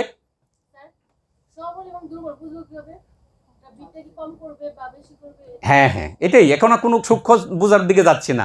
অর্থাৎ এই যে বিট হচ্ছে, এই যে পালসের যে যে স্পন্দনগুলি হচ্ছে, নারীর যে ঠুকর বা টুকাটা পাইতেছি, এই টুকা বা ঠুকরগুলি খুব কম পাই, জোরে ধরলে পাই না। এই দুর্বল অল্প অল্প ধরলে একটু একটু পাওয়া যায়, আরেকটার মধ্যে স্পষ্ট পাওয়া যায়, চাপ দিলে আপনার হাতে লইয়ে উঠে, আসেনি এরকম। এটার নাম সবল আর দুর্বল। তো শুধু সবল দুর্বল দিয়ে দেখলাম। আরেকটা কোশ্চেন ছিল যে আপনি যেটা বললেন যে সবল আর দুর্বল যেটা থাকে, অনেক সময় সমান্তরাল এই কারণে বুঝছে অনেকের প্রবলেম, যেমন হার্টের প্রবলেম, কিডনির প্রবলেম, অনেক সময় তো অনেকেরই থাকে, এটা ম্যাক্সিমাম ইসের মধ্যে পাওয়া যায়। তা এখন দেখা যায় ওই সময়টা আমরা মনে হচ্ছে যে দুইটাই সবল, একই রকম মনে হচ্ছে। আচ্ছা, এটা আমি বলতেছি, তবে এটা হলো সাধারণভাবে, এটা অস্বাভাবিক কিছু ঘটনা ঘটলে, আর সাজুকান নাদের, হ্যাঁ, কিছু সাজ ঘটনা আছে, সেটা হলো দুইটা, কারো ক্ষেত্রে দুইটা সমান্তরাল বা কাছাকাছি হইতে পারে, দুইটাই সবল অথবা দুইটাই দুর্বল, এটা হইতে পারে। দুইটা দুর্বল হওয়া খুব দুর্ভাগ্যের লক্ষণ, যে তার সারা শরীর জুড়ে রোগ, হ্যাঁ, যে সারা সর্বশরীর ব্যথা ওষুধ দেবে কোথায়, তার অবস্থা এরকম, যার দুইটাই দুর্বল হয়। আর যার মানে দুইটাই সবল হয়, সে সৌভাগ্যবান ব্যক্তি, তার দুইটাই সবল মানে তার শরীরে রোগই হয় কম। রাসূল সাল্লাল্লাহু আলাইহি ওয়াসাল্লামের কাছে এক লোক এসে বলল, হুজুর, আমার কিন্তু কোনো দিন রোগ ব্যাধি হয় না। খুব হাইসা, খুব আনন্দের সাথে বলছে যে আমার কিন্তু কখনো রোগ ব্যাধি হয় না। এই মাঝে মাঝে একটু কইতেছে আপনাদেরকে চাঙ্গা করার জন্য, একটু হাদিস কই, আমার কিন্তু কোনো রোগ ব্যাধি হয় না। তো নবীজি সেই লোকটা চলে যাওয়ার পরে বললো, কত দুর্ভাগ্য ব্যক্তি, কত দুর্ভাগ্য, দুজকি, কত দুর্ভাগ্য। আমরা তো খুশিতে হইতাম যে কোনো রোগ হয় না, কত সুসংবাদ দিছে, জীবনে কোনো রোগ হয় না। তো পরে শুনলাম যে না, জীবনে রোগ হয় নাই ফেরাউনের। যত আল্লাহদ্রোহী পৃথিবীতে আসছে এদের জীবনে রোগ কম হয়েছে, কারণ রোগ হওয়ার কারণে আল্লাহর রহমত তার উপরে আসতে বাধ্য। যখন যার উপরে রোগ হবে তার উপরে আল্লাহর রহমত বর্ষিত হবে। আল্লাহ যার উপরে রহমত বর্ষণ করার ইচ্ছা পোষণ করেন না, তাকে আল্লাহ রোগও দেন না। তাহলে কেউ যদি বলে যে আমার কখনো রোগ হয় নাই, এটা কোনো ভালো কথা না, এটা বুঝতে হবে বিপদের সংকেত। যাই হোক, এটা প্রসঙ্গক্রমে বললাম। এমন সৌভাগ্যবান ব্যক্তি খুব কম হইতে পারে, দুটা পালস সবল, তার মানে তার শরীরে রোগী কম হইতে পারে, এটা কিন্তু এটা খুবই কম। তো যাই হোক, এটা প্রসঙ্গক্রমে। আমরা কিন্তু পালসের আসল জায়গায় এখনো যাইনি। এগুলি যা কইছি শুধু দিক নির্বাচন। হ্যাঁ হ্যাঁ, ডায়াফ্রামের নিচের অংশ। আচ্ছা, এই যে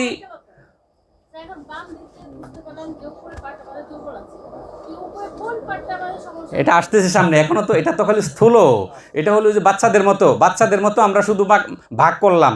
হ্যাঁ, শুধু যে এই সাইড আর ওই সাইড, নদীর এই পার আর ওই পার, আমরা শুধু পার ভাগ করছি, এখনো কিন্তু রূপ ধরি নেই। এখন রূপ ধরতে সামনে আসবো। স্যার একটা মিনিট সময় দেন। সেটা হচ্ছে স্যার আঙ্গুল দিয়া হাত দিয়া তো আপনি স্যার 5 ধরাটা শিখাইছেন। এখন স্যার এখানে ওই মাসমাউ সদরের সাহায্য নিয়ে কি এই কাজটা করতে? না না না, সম্ভব না। কারণ আল্লাহ কুদরতে হাতের মধ্যে, আপনার এটা আমি বলতে চাচ্ছিলাম, বলতে সময় পাইনি তখনকারেতে, যে মানুষ যেরকম পৃথিবীর মধ্যে সমস্ত জীবজন্তুর মধ্যে মোতাদেল বা পরিমিত মেজাজের জীব মানুষ, ঠিক তেমনিভাবে মানুষের সারা বডির মধ্যে সবচেয়ে পরিমিত মেজাজের অঙ্গ কোনটা সেটা জানেন? আঙ্গুলের টিপ অফ ফিঙ্গার, আঙ্গুলের এই অগ্রভাগ, এটা হলো সারা বডির মধ্যে সবচেয়ে মোতাদেল বা পরিমিত মেজাজের। এই জন্যে মানুষ এটা দ্বারা টাচ করার পরে পালস ধরে যে সূক্ষ্ম জিনিস বুঝতে পারবে, আজ পর্যন্ত কোনো যন্ত্র আবিষ্কার হয় নাই সেগুলিকে অনুভব করার জন্য, বোঝার জন্য। আচ্ছা, এবার আসেন, এটা এবার বললে আপনারা বুঝে ফেলবেন। আমি কিন্তু স্থূল জিনিস আপনাদেরকে শিখাবো, কারণ আপনারা এখানে একদিনের ক্লাসের মধ্যে এত সূক্ষ্ম গভীরে যাইতে পারবেন না। যেরকম স্থূল জিনিস, যে মেজাজের কথা বলছি, যখন দেখবেন যে আপনার এক আঙ্গুলের মধ্যে খুব ঘন ঘন দ্রুত হচ্ছে, ওই যে বিদ্যুৎ একটা কথা বলছে, সে তারা বসে পালসের মানে কিছু বুঝছে, কিন্তু কিছু বুঝতে গিয়ে একটু কিছু ভুলও বুঝছে। সেটা হলো, সে বলতেছিল যে এটা কিন্তু আপনার কুল্লিয়াতে লেখা আছে, পালস যদি দীর্ঘ হয়, লম্বা হয়, লম্বাটে হয়, স্পন্দনটা যদি লম্বাটে হয়, তাহলে উষ্ণতার লক্ষণ, শরীরের মধ্যে উষ্ণতা বেশি বিরাজ করছে। এটা যে লম্বা হবে, এই লম্বাটা কিন্তু প্রত্যেকটা আঙ্গুলের মাথার মধ্যে অনুভব হবে। এই লম্বা কিন্তু সে মনে করছে লম্বা মানে একেবারে 4 আঙ্গুলে পাওয়া যাবে, সব আঙ্গুলে পাওয়া যায়, এটা লম্বা। এই লম্বা কিন্তু বোঝানো হয় নাই, এটাই তার ভুল বোঝা। লম্বা হবে এই ক্যারেক্টার, লম্বা হওয়া, খাটো হওয়া, প্রশস্ত হওয়া, চিকন হওয়া, এই ক্যারেক্টার প্রত্যেকটা টিপ অফ ফিঙ্গারে দেখা যাবে। এই ক্যারেক্টার প্রত্যেকটা আঙ্গুলের মাথায় ঘটবে। এটা সব আঙ্গুল মিললে ঘটবে এমনটা কিন্তু না, প্রত্যেকটা আঙ্গুলের মাথায়। তাহলে প্রত্যেকটা আঙ্গুলের মাথায় লম্বালম্বি বুঝতে পারবেন না? হ্যাঁ, লম্বালম্বি বুঝতে হবে এই আড়াআড়িভাবে, এইভাবে তো রগের উপরে রাখা হয়। এই আড়াআড়িভাবে যদি এই আঙ্গুলের এখান থেকে শুরু করে এই পর্যন্ত লম্বাটে হয় স্পন্দনটা, তাহলে এটা লম্বা। আর যদি এরকম পাশ হয় তাহলে এটা আরিজ, অর্থাৎ প্রস্থ, পাশ। হ্যাঁ, পাশে কম হবে যদি আর্দ্রতা কম থাকে, শরীরে শুষ্কতা বেশি থাকে। আর লম্বায় বেশি হবে যদি উষ্ণতা বেশি থাকে। আর লম্বায় খাটো হবে যদি শীতলতা বেশি থাকে। তাহলে শীতলতা আর আর্দ্রতা ডিফারেন্ট ব্যাপার। আর্দ্রতার বিপরীত কি? শুষ্কতা। আর শীতলতার বিপরীত হলো উষ্ণতা। ঠিক আছে? তাহলে এটা কিন্তু পালসের ক্যারেক্টার। এই ক্যারেক্টার শিখাইলে আমরা 2-4 দিনে আমি পারবো না, সেই জন্য ক্যারেক্টার আমি বলবো না। এটা আপনারা বইয়ে আসছেন কুল্লিয়াতে সবাই, আবার বইয়ে দেখে নিন। বইয়ের কথা আমি বলবো না, বইয়ের বাকি কথাটা আমরা বলি, যেটা প্র্যাকটিক্যাল আপনারা পারবেন। এবার আসেন, প্রত্যেকটা রোগ আমরা যে ইংলিশে বা আমরা যে ল্যাটিন টার্মে রোগের যে নামকরণ করা হয়েছে, নামগুলির মধ্যে একটা জিনিস খেয়াল করছেন, যে যেখানে প্রদাহ আছে সেখানে আইটিস লাগে। পাইছেন? এটা আইটিস লাগে কেমনে? হেপাটাইটিস, ব্রঙ্কাইটিস, নেফ্রাইটিস, যেখানে আইটিস আসবে সেখানেই প্রদাহ। সেখানে কি? প্রদাহ। তাহলে যেখানেই প্রদাহ আছে এবং আইটিস আছে, সেই সমস্ত রোগের ক্ষেত্রে, সেই সমস্ত অঙ্গের ক্ষেত্রে পালসের মধ্যেও একটা আইটিস পাবেন। সেটা হলো সেই স্পন্দনটা হয়ে যাবে একেবারে রুক্ষ তারের বাড়ির মতো, এত চিকন। যখন যেই অঙ্গের সংশ্লিষ্ট পালস বিট আপনার চিকন রুক্ষ পাবেন, সেই অঙ্গের মধ্যে টাইটিস আছে, আইটিস আছে, সেই অঙ্গের মধ্যে প্রদাহ আছে। যদি লিভারের পালস ডান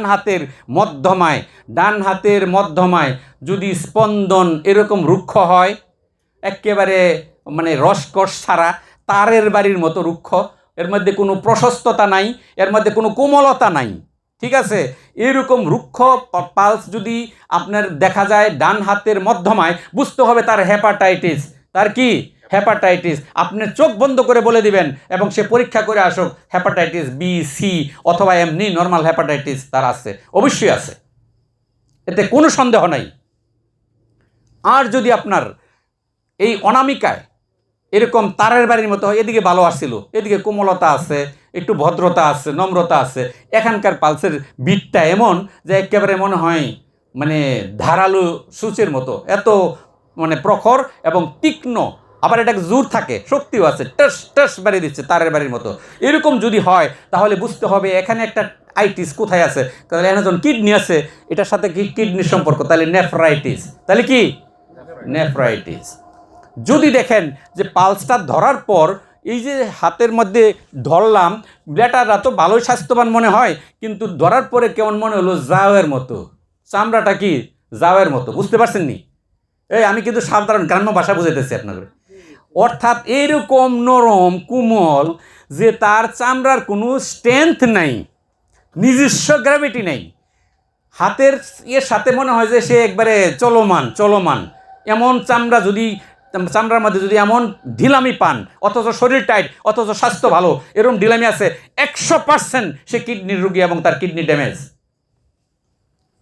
আপনার কোনো পরীক্ষা করার দরকার নেই, এবং আপনি প্যাথোলজিক্যাল পরীক্ষা মিলাইবেন। যেমন আমি বলে দিতে পারি আপনার ক্রিয়েটিনিন কত আছে, সেটা আমি বলি, আপনারা হয়তো এটা বলতে পারবেন যদি এটার মধ্যে আরেকটু স্টাডি করেন, কিন্তু আপনাদেরকে সূত্রটা বলে দিচ্ছি। তো এই যে বিষয়গুলি, আমরা তো স্পেসিফিক ডিজিজে যাব, তাহলে আমরা সারা বডির এই যে কোন আঙ্গুলের সাথে কোন অর্গানের সম্পর্ক, সেই অর্গানটা দেখিয়া আমরা যে বলবো। এখন আমরা ডান হাতের তর্জনীর মাথায় যদি দেখেন ওই যে তারের বাড়ির মতো, তাহলে এটা কোথায় কি বলবেন? এখানেও একটা আইটিস আছে, সাইনোসাইটিস, রাইনাইটিস আসেনি? তাকে নিঃসন্দেহে বলেন আপনার সাইনোসাইটিস, বলবে হ্যাঁ রে ভাই সাইনোসাইটিস, ডাক্তারের কাছে গেছিলাম, কইছে অপারেশন করতে হবে, আমার সাইনোসাইটিস। তার খালি যদি তর্জনীর মাথার মধ্যে এরকম স্পন্দন পান। যাই হোক, এগুলি বললে কিন্তু আমি অনেক বলতে পারবো, এগুলি আপনারা এখন একসাথে নিতেও পারবেন না, হজম করতে পারবেন না। তা আমি যে জিনিসটা বললাম যে আমরা রোগ ডায়াগনোসিসের ক্ষেত্রে আমাদের ইউনানি পরিভাষায় আমরা যে রোগী ডায়াগনোসিস করব, এটার একটা ক্রাইটেরিয়া, একটা সিস্টেম হলো আমাদের পালস রিডিং। পালসের মাধ্যমে আমরা সাধারণত নিম হাকিমরা আমরা যা দেখব, অন্য কিছু যদি নাও দেখতে পারি তো অন্তত এটা দেখব সে বলগমি মেজাজের না সফরাবি মেজাজের না সৌদাবি মেজাজের, যেটা আমি তার লক্ষণে দেখিয়া কিছুটা আইডিয়া করছি, এবার পালসে দেখিয়া বাকিটা পূর্ণাঙ্গ করব, করার পরে তার চিকিৎসাটা ভালো দেওয়া যাবে, ঠিক কিনা বলেন? আচ্ছা, তাহলে এই পালস রিডিং ছাড়া একটা রোগীর ডায়াগনোসিসের আরও কিছু ক্রাইটেরিয়া বাকি আছে। সেই ক্রাইটেরিয়াগুলো কি? সেটা হলো তাফতিশ। এটা কি আমাদের ভাষায় বলা হয় কি? তাফতিশ মানে ইনভেস্টিগেশন। আপনি তাকে কিছু পরীক্ষা নিরীক্ষা করাবেন, ক্লিনিক্যাল পরীক্ষা করাবেন। এই ক্লিনিক্যাল পরীক্ষাটা ল্যাবরেটরি টেস্ট, তাকে যে ল্যাবরেটরি টেস্টটা দিবেন, এটা কি আমাদের কাছে বৈধ না? ল্যাবরেটরি টেস্ট খালি শুধু এমবিবিএস ডাক্তাররা দিবে না, আমরাও দিব। আমাদের রোগী ডায়াগনোসিসের খাতায় তাফতিশ আছে, 4-5 নম্বরে তাফতিশ, অর্থাৎ আমরাও তার ডায়াগনোসিস দিব, আমরা তাকে ইনভেস্টিগেশন দিব। ব্লাড ফর সিবিসি, ব্লাডের সিবিসি দিব, সিবিসির মধ্যে কি আসে, হিমোগ্লোবিন কত আছে, ডব্লিউবিসি কত আছে, টোটাল আরবিসি কত আছে, তারপরে ডব্লিউবিসির ডিফারেন্সিয়াল কাউন্টগুলি কত আছে, প্লেটিলেট কত আছে, এগুলি আমরা জানতে পারি। যদি দেখা যায় যে সেখানে আপনার হিমোগ্লোবিন কমে গেছে, তার কেন কমলো, অ্যানিমিয়া হতে পারে, সে কেন হচ্ছে সেটা বুঝতে হবে, সেটা বিভিন্ন রকমের ক্যারেক্টার আছে, সেগুলি দ্বারা আমরা বুঝবো, তখন আমরা সেদিকে নজর দিব। যখন দেখব যে তার বাইরে গেছে, মানে ইএসআর অনেক বেশি, ইএসআর জানি কি জিনিস একটু আমাকে বলেন তো কেউ? হ্যাঁ, এই দেখো বলে ফেলছে। যাই হোক, এই ইএসআর যখন বাইরে যায়, এটা ইঙ্গিত করে বডির অভ্যন্তরে কোথাও প্রদাহ আছে, বডির অভ্যন্তরে কোথাও প্রদাহ বা ইনফেকশন আছে, এটা ইনফেকশনের ইঙ্গিত করে, তখন এটা বেড়ে যায় বডিতে। এটা যখন বেড়ে যায় তখন তার মধ্যে ওই যে বিদ্যুৎ একটা কথা বলে গেছে, একটা খুব দামি কথা বলছে ছেলেটা, সেটা হলো, যদিও সে এটার গভীরে হয়তো এতটুকু যাইতে পারে না, কিন্তু দরকার, কথাটা খুব দামি। সেটা হলো আমাদের শরীরের অন্য রস আখলাতের মধ্যে যেরকম পরিবর্তন ঘটে মেজাজের, আমাদের রুহে সাইলানির মধ্যেও পরিবর্তন ঘটে, রুহের মধ্যেও পরিবর্তন ঘটে। এই যে রুহের পরিবর্তন ঘটে, এটা আসলে রুহে না, এটার পরিবর্তন নফসে ঘটে, নফসে, অর্থাৎ আমাদের মানসিকতার মধ্যে। এই জন্যে মন কয় এটা মানসিক রুগী। মানসিক রুগী কখন সার্টিফিকেট পায়? যখন রুহের মধ্যে এটার পরিবর্তন ঘটে, এটা যখন নফসানি কুওয়াতে নফসানির মধ্যে আক্রমণ করে, তখন সে মানসিক রুগী হয়ে যায়। কথা বুঝছেন? এই যে সে বলে যে পিপাসা এত বেশি, আমি পানি খাইলেও সেই পিপাসা মিটে না, এরপরে দেখা যায় যে ভিতরে সব ভয় অস্থিরতা কাজ করে, বুঝতে হবে। এবং যারই দেখবেন যে ভিতরে খুব ভয় অস্থিরতা কাজ করতেছে, কোনো কিছু করতেছে না, এবং তার ব্লাড টেস্ট করতে তার ইএসআর বাড়তি পাবেন। এবং ইএসআর যখন বাড়তি পাবেন, তাকে যদি কুষ্টা তামি ছাড় দেন, অথবা যদি আপনার তামাভস্যের কোনো জিনিস দেন, আপনি দেখবেন একবার দপ দপ করে তার ইএসআর নেমে যাবে, এবং তার ভিতরের এই হাই হতাশ সব ঠিক হয়ে যাবে। এগুলি পরীক্ষিত। আচ্ছা, তাহলে বোঝা গেল যে আমরা যে ডায়াগনোসিস করব, পূর্ণাঙ্গ ডায়াগনোসিসের জন্য একটা পূর্ণাঙ্গ ছক আপনাদের সামনে দিলাম। ঠিক আছে তো? এর ভিতরে ডায়াগনোসিসের এই ক্রাইটেরিয়ার ভিতরে আর আপনাদের কোনো প্রশ্ন আছে কিনা বলেন? স্যার পাইছি স্যার, ধন্যবাদ স্যার। স্যার জিয়া ভাইয়ের দিয়ে শুরু করি। জিয়া ভাইয়ের মাথার চুল নাই। এখন ঘটনা হচ্ছে এখানে কিন্তু সফরাবির বৈশিষ্ট্যটা তো স্যার নিরেট। হ্যাঁ, সফরাবির কমতে ছিল। মেবি আমি যেটা মনে করতেছি উনি দমবি মেজাজের নাইলে বলগবি মেজাজের। এখন স্যার চেহারা দেখিয়া মেজাজ নির্ণয়টা স্যার শিখাই যাচ্ছে। এই আমি যেভাবে কইছি এইভাবে সবাই। তাই না স্যার? রোগী আসার সাথে সাথে চেহারা দেখে কইতে পারি যে এইটাই মেজাজ। আচ্ছা, চেহারার অবয়বটা নির্ভর করে মানুষের চোখের আকৃতি অবয়বের উপরে। আমাদের কুল্লিয়াত আমাদেরকে শিখাইছে, যখন কোনো অঙ্গ সঠিকভাবে প্রস্ফুটিত হয় বডিতে, সে দমবি। স্যার আবার বলেন। বডির শরীরের দেহের যে কোনো অঙ্গ প্রত্যঙ্গ যখন সঠিকভাবে প্রস্ফুটিত হয়, চোখগুলি ডাগর ডাগর, নাকটা উঁচু খাড়া, এবং ঠোঁটটা চিকন সুন্দর, হ্যাঁ, অর্থাৎ সব কিছু যখন মিলানো হয় এবং সব কিছু যখন প্রতিস্ফুটিত হয়, তখন বুঝতে হবে সে দমবি মেজাজের, তার মেজাজটাই দমবি। এটা একটা সাধারণ ব্যাপার। আর যখন এটার মধ্যে ব্যতিক্রম ঘটে, এটা যদি কোনো কিছু বাড়তি হয় তাহলে সফরাবি, আর যদি কোনো কিছু কমতি হয় তাহলে সৌদাবি, আর যদি এর মধ্যে ঢিলামি, স্থূলতা, অলসতা, ফ্যাকাশে ভাব এগুলি থাকে, একজনের চেহারায় ফ্যাকাশে, কি মনে হয় মরা মানুষের চেহারার মতো ফ্যাকাশে, বুঝতে হবে তা সে বলগমি আগের থেকে না হলে এখন বলগমি আসছে, তার চেহারা দেখেই বুঝতে হবে সে বলগমি। ঠিক আছে? তো এইগুলি আমাদের যে উসুলে আমাদেরকে শিখিয়ে দিছে যে আসলে আমরা কিভাবে আমরা নির্ণয় করব মেজাজটাকে। ঠিক আছে? এদিকে আমরা একটু খেয়াল করব। আমার মাথার তো চুল পড়ে যাচ্ছে, এটা আটকানোর উপায়। এখন সবসময় যে চুল দিয়ে যে আমরা মেজাজ দেখি, আরেকটা কথা, চুল পড়ে যাওয়ার ফ্যাক্টর, চুল কিন্তু যে চুল দিয়ে মেজাজ ধরা যাবে না, কারণ চুলই নেই, মেজাজ ধরবেন কোথা থেকে? তো এটা এই করতে হবে যে চুল পড়ে যাওয়ার যে ফ্যাক্টর, এটা কিন্তু স্কিন ডিজিজের সাথে সম্পর্কযুক্ত। ড্যান্ড্রফ হতে পারে বা অন্য ধরনের, যে সুরেসিস, আপনারা নাম শুনছেন, এমন একটা সুরেসিস শুধু মাথায়ই হয়। হ্যাঁ, মাথায় এরকম কিছু চুলকানি হয় যেটা আপনাদের আঠালো আঠালো আঠালো আঠালো রসের মতো বের হয়। এটা যাদের আছে তাদের সব চুল পড়ে যাবে। এই চুল অনেক সময় ব্রুর মধ্যে হয়, এই ব্রুতে চুলকাইতে চুলকাইতে ব্রু পড়ে যায়, তখন এটাকে বলা হয় দাউল হাইয়া। দাউল হাইয়া, দেখেন একটা রোগ, এটা লিখে দিয়েছিলাম, সে এটার নাম উচ্চারণ করে নাই। দাউল হাইয়া, দাউ সালাব উচ্চারণ করছে। দাউ সালাব হলো দাড়ি, মাথার চুল হেনতে নাই, হেনতে নাই, কত রূপ নাই, টাকপোকা ধরে আমরা কই, কিন্তু এরকম যাদের নাই পড়ে যায়, এটা কিন্তু এক ধরনের স্কিন ডিজিজ। এটা স্কিন ডিজিজের কারণে স্কিনের যে লেয়ারের মধ্যে চুলের খোরাকটা থাকবে, যে লেয়ার থেকে চুল তার পাবে, গ্রোথ হবে, সেটা থাকে না, সেটা নষ্ট হয়ে যায়, বিনষ্ট হয়ে যায়, এমনকি লোমকূপগুলি পর্যন্ত কি হয়ে যায়, ব্লক হয়ে যায়। তো এই জন্যে তখন আর সেখান থেকে চুলগুলি পড়ে যায়, আর চুল গজাতে চায় না। সেই ক্ষেত্রে আমরা সুন্দর, আমাদের একটা সোরাহা আছে ইউনানিতে, সেটা হলো পেঁয়াজের রসের মধ্যে এমন কিছু তেজস্ক্রিয় জিনিস আছে, কেউ যদি পেঁয়াজ কাটার সময় যে পেঁয়াজের থেকে নিজের কষ্টটা বাইর হয়, এই কষ্টটা এই টাকের মধ্যে ঘষে দেওয়া হয়, তাহলে আপনি দেখবেন 15 দিনের মধ্যে এই টাক ঘন চুল গজায় যাবে। এটা পরীক্ষিত জিনিস। হোটেলে চাকরি হবে না। হোটেলে চাকরি নিব, একটা হোটেলে চাকরি নিব। না হবে না। আচ্ছা, আজকে এখন আমি আপনার সিটের দিকে তাকাইতেছি, কি প্রশ্ন ছিল। আমার মনে হয় প্রশ্নের সমস্ত আলোচনা হয়ে আসছে না? আচ্ছা, তাহলে এবার আমরা ওই যে আলোচনাটা আমি করতে পারি নাই, হ্যাঁ, সেই মূলনীতির আলোচনার মধ্যে একটু চলে যাই। মূলনীতির আলোচনা হলো, দেখেন, আমরা রোগের চিকিৎসা যে করি, ইউনানিতে রোগের চিকিৎসা করা হবে, ধরা যা হয় সেটা 4টা সিস্টেমের সমন্বয়ে চিকিৎসা করা হয়। ইউনানিতে রোগের চিকিৎসা হয় 4টা সিস্টেমের সমন্বয়ে, কোনো একটা একক সিস্টেম দ্বারা চিকিৎসা হয় এটা ইউনানি কোনো দিন স্বীকার করে নাই বা বলেও নেই। এটা ইউনানি সিস্টেম না। যদি কেউ সত্যিকার ইউনানি সিস্টেম চর্চা করতে চান, তাহলে ইউনানি সিস্টেমে রোগের প্রতিকার হয়, রোগের চিকিৎসা হয় 4টা সিস্টেমের সমন্বয়ে। একটা হলো কি, প্রথম নাম্বারই হলো এলাজ বিল গাজা। এলাজ বিল গাজা অর্থাৎ খাদ্যাভ্যাসের মাধ্যমে চিকিৎসা। ভালো চিকিৎসক যারা, আপনারা যদি হইতে পারেন, কোনো ঔষধ না দেওয়ার জীবনে শুধু খাদ্যাভ্যাসের চেঞ্জের মাধ্যমে একটা রোগীর পূর্ণাঙ্গ চিকিৎসা দিতে পারবেন। কারণ এটার উপরে আলাদা লেখা বই আছে।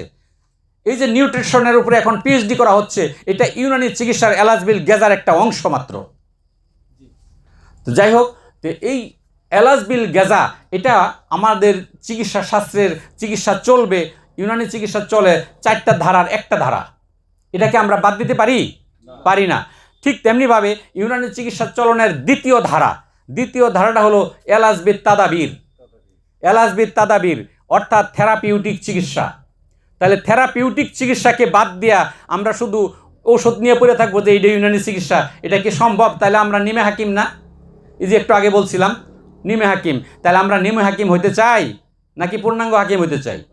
যদি পূর্ণাঙ্গ হাকিম হইতে চাই তাহলে পূর্ণাঙ্গ চিকিৎসা শিখতে হবে, ইউনানির পূর্ণাঙ্গ ইথিক্স শিখতে হবে, ইউনানির পূর্ণাঙ্গ সিস্টেম প্রটোকল শিখতে হবে। এই ইউনানির পূর্ণাঙ্গ প্রটোকল হলো ইউনানির চিকিৎসায় 4টা সিস্টেমের সমান্তরাল সমন্বয়ে সাধিত হবে, কোনো একটাকে অ্যাবসেন্ট রেখে না, সমান্তরাল সমন্বয়ে এই ইউনানি চিকিৎসা সাধিত হবে। এটার এক্সাম্পলটা আমি পরে দিচ্ছি। 3 নাম্বার হলো এলাজ বিল দাওয়া, ওষুধের মাধ্যমে চিকিৎসা, যেটা আমরা সবাই জানি। 4 নাম্বার হলো এলাজ বিল ইয়াদ, সার্জিক্যাল চিকিৎসা, হাতে ধরতে হবে, কাটাছিরা করে চিকিৎসা। তাহলে কাটাছিরা তো অন্য কেউ না, এটা আবিষ্কার তো করছে হাকিম আবুল কাসেম জাহরবি। হ্যাঁ, জাহরবি মানে হে সার্জন, অর্থাৎ তাহলে হাকিম রে সার্জারি আবিষ্কার করছে এবং করছে। অতএব এটা নিয়ে এত চিন্তা করার, বাহাদুরি দেখানোর কিছু নাই। তাহলে এই 4টা পন্থা নিয়ে যে চিকিৎসা বিজ্ঞান সমানভাবে চলে, সেই চিকিৎসা বিজ্ঞানের নাম পূর্ণাঙ্গ চিকিৎসা বিজ্ঞান এবং ইউনানি চিকিৎসা বিজ্ঞান। বুঝতে পারছেন তো এই 4টা ধারার কেন প্রয়োজন? এবার আসেন, যে কোনো মুজমেন, যে কোনো ক্রনিক ডিজিজকে দূর করতে গেলে আপনাকে তার যে ইথিক্স যাইতে হবে, যে প্রোটোকলে যাইতে হবে, সেই প্রোটোকলের মধ্যে আপনারা পরীক্ষা দিয়ে আসছেন, দেখছেন না, চিকিৎসা বিধি এবং চিকিৎসা লেখো বলেনি, উসুলে এলাজ এবং এলাজ লেখো। প্রত্যেকটা রোগের উসুলে এলাজ কি এবং এর চিকিৎসা কি। তাহলে উসুলে এলাজ মানে কি? প্রোটোকল। উসুলে এলাজ মানে কি? এটা বিধিবিধান। এই চিকিৎসার বিধানটা আগে লেখেন, কোন বিধিতে আপনি চিকিৎসা করবেন, এরপরে লেখেন কি চিকিৎসা করবেন। তাহলে এই পরীক্ষাগুলি আপনারা দিয়ে আসছেন আগে, কিন্তু সেই পরীক্ষাগুলি দেওয়ার সময় বুঝেন নাই যে রুগী দেখতে গেলে এগুলি লাগে। সেখানে যে বলছিলেন এই যে চিকিৎসা বিধি, প্রোটোকল বলতে গিয়ে আপনি বলছিলেন এই রুগীটা আসার পরে প্রথমত তার লাইফস্টাইল চেঞ্জ করতে হবে। সে যেখানে থাকে তার লাইফস্টাইল চেঞ্জ না করলে তার এই ক্রনিক ডিজিজ ভালো হবে না। দ্বিতীয়ত তার খাদ্যাভ্যাস চেঞ্জ করতে হবে। পড়ছেন না এগুলো? উসুল এলাজে পড়ছেন না? দ্বিতীয়ত খাদ্যাভ্যাস চেঞ্জ করতে হবে। তৃতীয়ত তার অমুক নাম্বার রোগের ফসদ করতে হবে। লিখে আসছেন কিন্তু পরীক্ষার মধ্যে উসুল এলাজে রোগের ফসদ করতে হইব। ফসদ কি বুঝছেন? ভেনিসেকশন, আপনার কোনো ভেন থেকে রক্ত বের করে দেওয়া। এটা চিকিৎসার একটা নিয়ম, এটা একটা উসুল, এটা একটা সিস্টেম। আপনার দেখা যাচ্ছে একটা লোকের হঠাৎ ব্রেনে রক্তক্ষরণ হচ্ছে, এটা কি কয়? স্ট্রোক না? ব্রেনে রক্তক্ষরণ হলে মানুষ বাঁচে? হেমোরেজিং হয়ে তার মারা যায় না? স্ট্রোকে তার প্যারালাইজ হয়ে আসে, মারাও যেতে পারে। কিন্তু আপনি জানতেছেন তার ব্রেনে রক্তক্ষরণ, বাবারে কই আসে শুয়ে পড়ছে, তার মাথার মধ্যে শুরু হয়ে গেছে। আপনি যদি তার হাতের আঙ্গুলটা কেটে দেন সাথে সাথে ব্লেড দিয়া, এদিক দিয়ে রক্ত বাইর হয়, সাথে সাথে ব্রেনের রক্তক্ষরণ বন্ধ হয়ে যাবে। আল্লাহর কুদরতি চিকিৎসা। এই যে আপনার তার অন্য এক দিক থেকে রক্তক্ষরণ শুরু করে দিলে ব্রেনের রক্তক্ষরণ বন্ধ হয়ে যাবে, এটা প্রোটোকল আমাকে শিখাইছে ইউনানি চিকিৎসা বিজ্ঞান। এটার নামই ফসদ। ফসদ মানে কি? খুলে দেওয়া, আরেকটা দ্বার খুলে দেওয়া, অন্য একটা দ্বার খুলে দেওয়া। আপনার হার্টের রুগী বা এই রুগী, আপনার দেখা যাচ্ছে যে সেফালিক নামক ভেন, হ্যাঁ, আপনার একটু ফসদ করতে হবে, ওখান থেকে কিছু রক্ত বের করে দিতে হবে। হাই প্রেশার কোনো সময় ভালো হয় না, হাই প্রেশার ওষুধ খাইতে হয়। উনি যদি একটা মানে রগের থেকে কিছু রক্ত বের করে ফেলে দেয়, তাহলে তার হাই প্রেশার নিয়ন্ত্রণে চলে আসে। এই যে ফসদের মাধ্যমে আপনার প্যারালাইজ ভালো হইতেছে, স্ট্রোক ঠিক হচ্ছে, হাই প্রেশার ঠিক হচ্ছে স্থায়ীভাবে, এরকম অনেক রোগ আপনার ঠিক হয়ে যাচ্ছে। কারো এক জায়গায় মধ্যে আপনার পচন ধরছে, ওই দিক থেকে যদি কিছু একটা রক্ত ফেলা দেয়, ওইদিকে রক্তের ফ্লো বাড়তে গিয়া অক্সিজেন সমৃদ্ধ রক্ত চলে আসবে, পচন রোধ হয়ে যাবে। এই যে কৌশলগুলি, এই কৌশলগুলিকে আপনি ফেলে রেখে আপনি একজন চিকিৎসক হয়ে যাবেন, খালি আপনার গাছগাছরা পাতা লতা দিয়ে চিকিৎসা করে ফেলবেন, আর হামদর্দের রুয়াবজা দিয়ে চিকিৎসা করে নেবেন। এত সহজ চিকিৎসা বিজ্ঞান? তাহলে আপনাকে ইউনানি চিকিৎসার প্রোটোকল শিখতে হবে, নিয়ম জানতে হবে। এই নিয়মের মধ্যে এই যে এলাজবিল, হ্যাঁ, তাদাবির, এই তাদবিরকে আপনাকে গ্রহণ করতে হবে। এই তদবিরের মধ্যে যেমন ফসদ করতে হবে লিখে আসছেন, ঠিক এরকমভাবে আপনারা উসুল এলাজে লিখে আসছিলেন যে হিজামা করতে হবে, প্রয়োজনে হিজামা করতে হবে। হিজামার মাধ্যমে যখন আপনি সাকশন করেন, যখন সাকিং করেন, ওই সাকিংয়ের মাধ্যমে দেখা যাবে রক্তের ফ্লো একদিক থেকে আরেকমুখী হয়ে যায়, আরেকমুখী হয়ে যায় না? এই আরেকমুখী হওয়াতে একমুখী হয়ে তার যে রোগ সৃষ্টি করছিল, সেই রোগ থেকে দেখা যায় সে আস্তে আস্তে পরিত্রাণ পাওয়া যায়। এবং সেটার মাধ্যমে আল্লাহ রাসূল বলছেন যে হিজামার যে স্ক্র্যাচ করা হয়, ক্ষত করা হয়, সেই ক্ষতের মধ্যেও শেফা রয়ে গেছে। খালি রক্ত যে বের করলেন এটার মধ্যে শেফা না, ক্ষতের মধ্যেও শেফা রয়ে গেছে। যে এই যে আমাদের যে উসুল, মানে যেটা আমরা বলছিলাম যে থেরাপিউটিক চিকিৎসা, এই থেরাপিউটিক চিকিৎসা ইউনানি থেরাপি কত সমৃদ্ধ আপনারা জানেনই না, শুনলে আপনারা খুশি হবেন। এত সমৃদ্ধ যে এই থেরাপিটাকে আবার 4টা ভাগে ভাগ করা হয়েছে। এক ধরনের থেরাপি আছে বডি স্টিমুল্যান্ট এবং রোগ প্রতিরোধ ক্ষমতা বাড়ায়। এটা কি ধরনের থেরাপি? যেমন ব্যায়াম, ব্যায়াম একটা থেরাপি। চিকিৎসক বলে দিবে ভাই একটু সকালে হাঁটাহাঁটি করেন, একটু ব্যায়াম করেন, তাহলে আপনার এই রোগটা থাকবে না।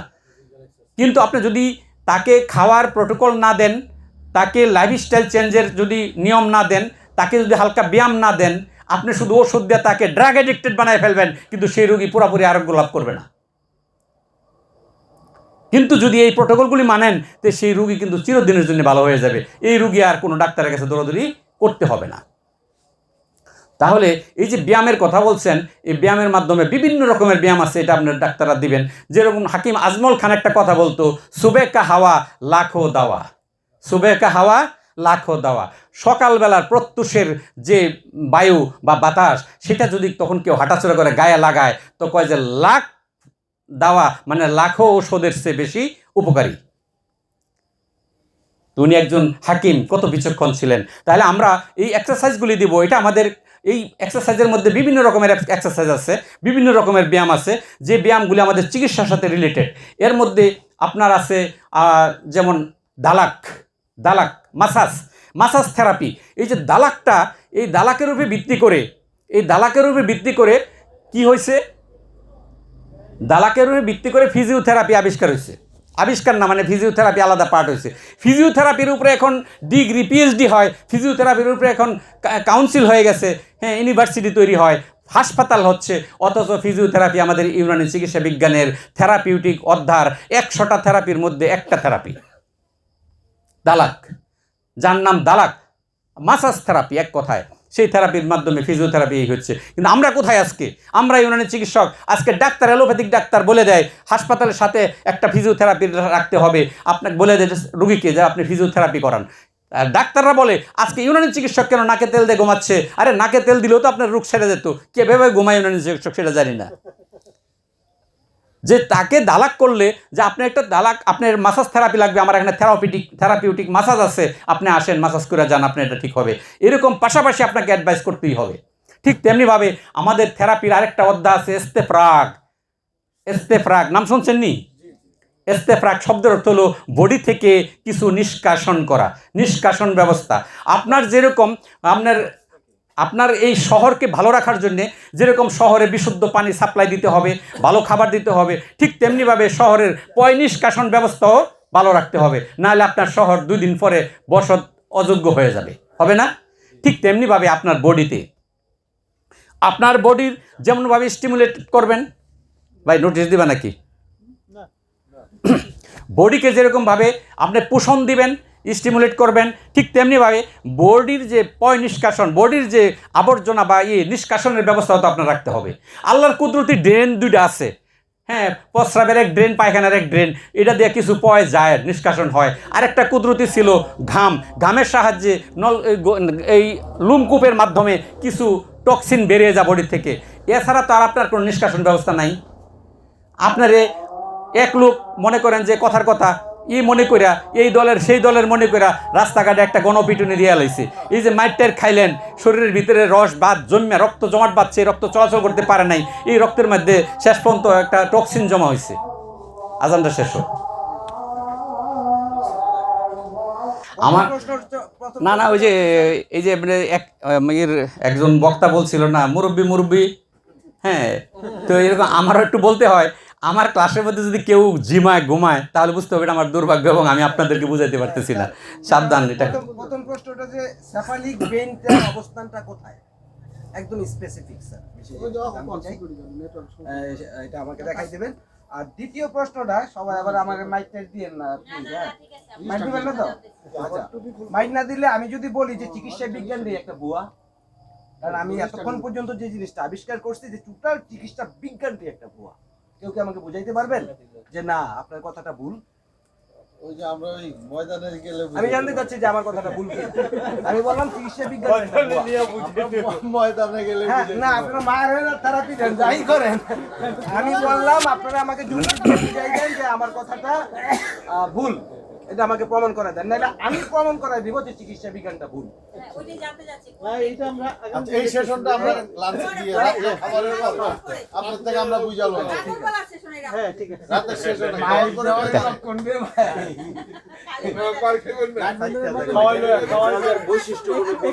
আচ্ছা রিপিট করলে ভালো হয়। আর হলো ওই যে জিন এবং ওই যে জাদুটনার যে ওরে আল্লাহ, এগুলি সব সাধারণ বিষয়। আচ্ছা আমি একটা কথা বলি, গোপাল বারের কাছে একবার জিজ্ঞেস করছে যে এই যে ফলটা এটাতে তরকারি খাওয়া হয়, এটার গুণ সম্পর্কে বলো। গোপাল বার যখন গুণ বলা শুরু করছে, কয়েকশো বলে আছে, তখন এটার নাম হয়েছে বাগুন।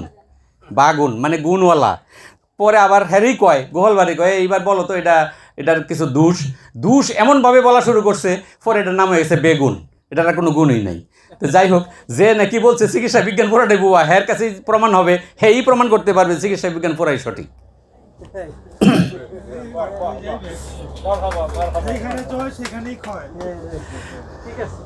তো আমি কি জানি বলতে চাচ্ছিলাম, আমার বক্তব্য কোথায় ছিল একটু মনে করে দিবেন? আলোচনা। হ্যাঁ, এই যে রক্ত জমা হয় বা যে কোনোভাবে আপনাকে মানে সামান্য এমন কিছু সাপে কাটছে কোনো সময়, যে সাপটা খুব সাধারণ অল্প বিষের, সাপের মধ্যে বিষের অনেক তারতম্য আছে, এটা আপনারা জানেন কি না? হ্যাঁ, কোনো সাপের বিষ এরকম যে এটা একটু সামান্য ব্যথা লাগবে, এই করবে, তারপরে আপনার একটু ডলা মশলা দিলে এটা আস্তে আস্তে ঠিক হয়ে যাবে। তবে হ্যাঁ, অমাবস্যা পূর্ণিমা এলে একটু দেখা যায়, এনে একটু লাগে, হ্যাঁ একটু লাগে, এইগুলি হয়। তাছাড়া এই বিষটা দিয়ে মানুষ মরে না। আবার কোনো সাপের বিষ আছে যেটা নাকি মুহূর্তের মধ্যে হৃৎপিণ্ডটাকে বিদীর্ণ করে দেয়, ফাটাইয়া দেয়, সাথে সাথে মারা যায় মানুষ। আবার কোনো সাপের বিষ আছে রক্তকে জমাট বাঁধাইয়া দেয়, এই জন্য তার মৃত্যু ঘটে। আবার কোনো সাপের বিষের অ্যাকশন এরকম যে এটা কামড় দেওয়ার পরে সে যতটুকু বিষ যাবে ততটুকুর মধ্যে সেটা পচন ধরে, ততটুকুর মধ্যে পচন ধরে এটা ফাইটটা যায়, এটা ফুলে যায় অঙ্গটা, সেই অঙ্গটাই কেটে ফেলতে হয়। তাহলে বিভিন্ন সাপের প্রজাতির বিভিন্ন ধরনের বিষক্রিয়ার ভিন্নতা রয়েছে। সেই ভিন্নতার মধ্যে যারা স্বল্প বিষের সাপ, এইগুলি যদি কাটে, কামড় দেয়, তাহলে এইগুলির বিষ তো আপনার শরীর থেকে বের করেন নাই, করছেন কোনো দিন? করেন নাই। এটা ব্যথাটা, এই বিষটা রক্তের সাথে যখন মিশবে, তার যে টক্সিসিটি, রক্তের মধ্যে যে আরও টক্সিন তৈরি হবে। আরেকটা জিনিস দেখেন, এটা মানে সূক্ষ্ম বিষয় বলছি যে এই যে মানুষ দুশ্চিন্তা করে, বৈজ্ঞানিকরা এখন আবিষ্কার করছে আপনার অ্যাংজাইটি দুশ্চিন্তার থেকে একটা টক্সিনের উৎপন্ন হয়। যেই টক্সিনটা আপনার কোমরে এখানে আসা এই জয়েন্টের মধ্যে এসে জমা হয়, পিছনের সাইডে জমা হওয়ার কারণে তার লাম্বাগো বা তার কোমর ব্যথা নামক একটা রোগের সৃষ্টি হয়। যার কোমর ব্যথা হয়েছে নর্মালি, আমি কিন্তু কোনো অ্যাক্সিডেন্টাল ব্যথার কথা বলছি না, তাকে জিজ্ঞেস করবেন, সে খুব দুশ্চিন্তাগ্রস্ত ছিল এক সময়। তাহলে দুশ্চিন্তারও একটা টক্সিন তৈরি হয়, সেটা কোমরে আসে। ভয় পায় একটা লোক, বারবার তাকে ভয় দেখানো হয়, যে ভয় পা তারা যদি কেউ বারবার ভয় দেখায়, সেই ভয়ের একটা টক্সিন তৈরি হয় বডিতে। কেন টক্সিন তৈরি হয়? এটাতে আপনার জীবনী শক্তির, এই যে আপনারা কুল্লিয়াতে পড়ে আসছেন ফেয়াল পড়ছেন নি? ফেয়াল ক্রিয়া প্রতিক্রিয়া, জীবনী শক্তি একবার বাহিরে আসে একবার ভিতরে যায়, বাহিরে আসে ভিতরে যায়। এই যে আপনার হঠাৎ করে ভয় পাইছেন, আপনার চেহারা ফ্যাকাশে হয়ে গেছে, আপনার রক্ত সব ভিতরে ঢুকে গেছে, জীবনী শক্তি ভিতরে ঢুকে গেছে। আপনি খুশি হয়েছেন, হাসতে হাসতে চেহারা লাল হয়ে গেছে, গোলাপি হয়ে গেছে, জীবনী শক্তির সামনে বেরিয়ে আসছে, আপনার রক্ত চেহারার মধ্যে আসে গেছে।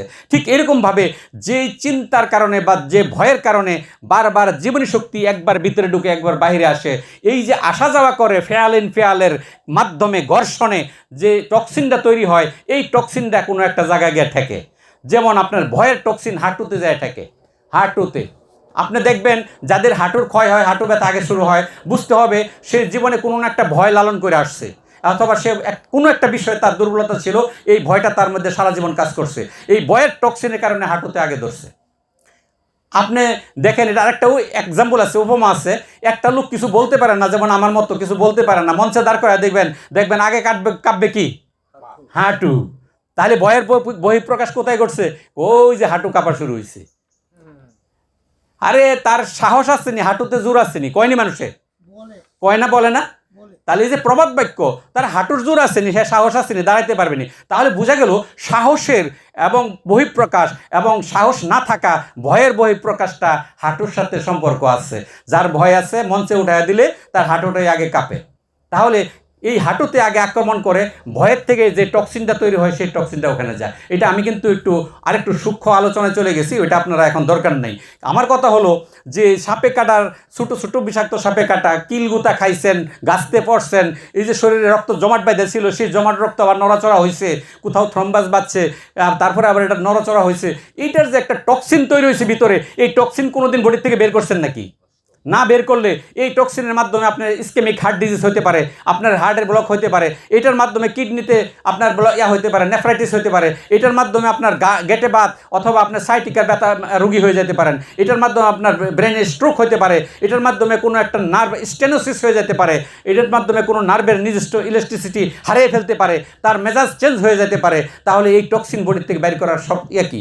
এটাই হলো আমাদের থিওরি, যে আমরা বলছিলাম যে আমাদের কিছু আপনার মানে তদাবির, কিছু কৌশল বা কিছু থেরাপি আছে যেগুলি ইস্তেফরাগ, অর্থাৎ বডি থেকে নিষ্কাশন ব্যবস্থা। এই নিষ্কাশন ব্যবস্থা যখন আপনি বডির মধ্যে ক্লিয়ার করে ফেলবেন, তখন বডিতে কোনো রকমের টক্সিন থাকবে না, টক্সিন মুক্ত হবে এবং বডি থেকে অনেক রোগ চলে যাবে।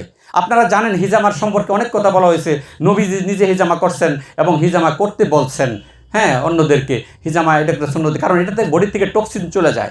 টক্সিন চলে গেলে তার জীবনী শক্তি চাঙ্গা হয়ে ওঠে, সব কিছু, তার রোগ প্রতিরোধ ক্ষমতা বেড়ে যায় বডিতে। তাহলে এই যে ইস্তেফরাগের মাধ্যমে, আমরা যে ইস্তেফরাগ বলতেছি, অনেক একটা বিশাল একটা ব্যাপক শব্দ। এই ইস্তেফরাগের আওতায় কী আছে জানেন? ইস্তেফরাগের আওতায় আছে বেনিসেকশন।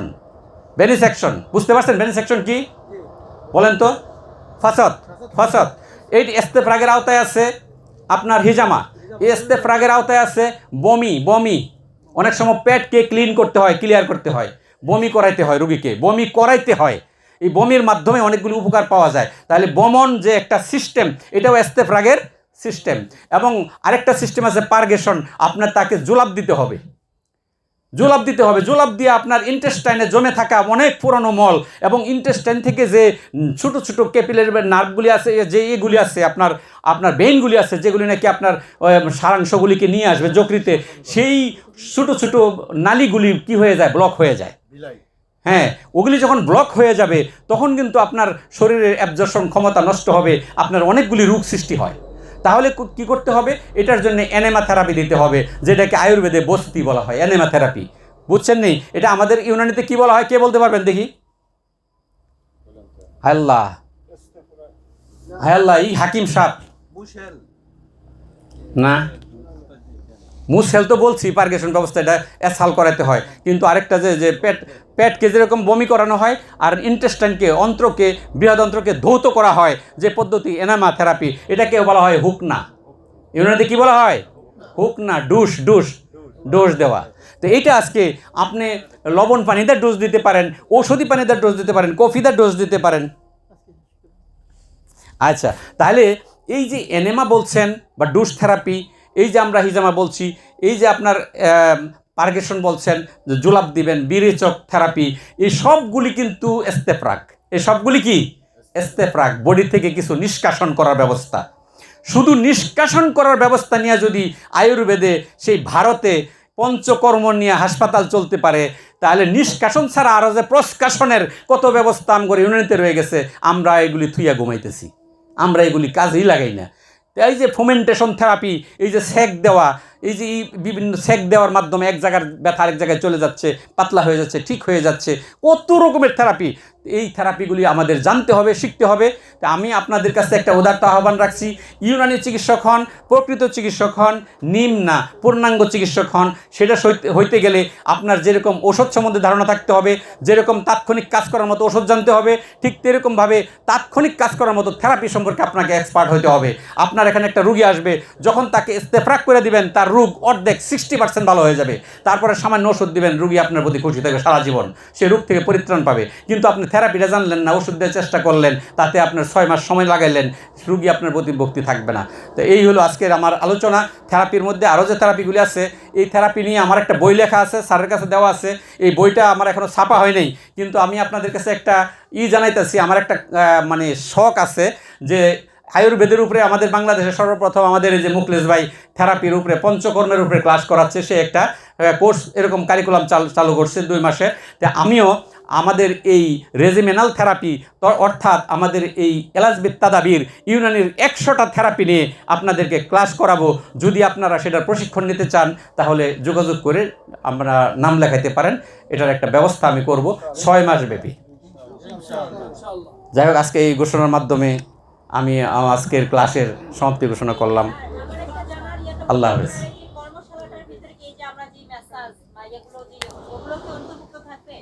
হ্যাঁ, ওটার মধ্যে সব থাকবে এবং সব হাতে নাতে শেখানো হবে। আলহামদুলিল্লাহ।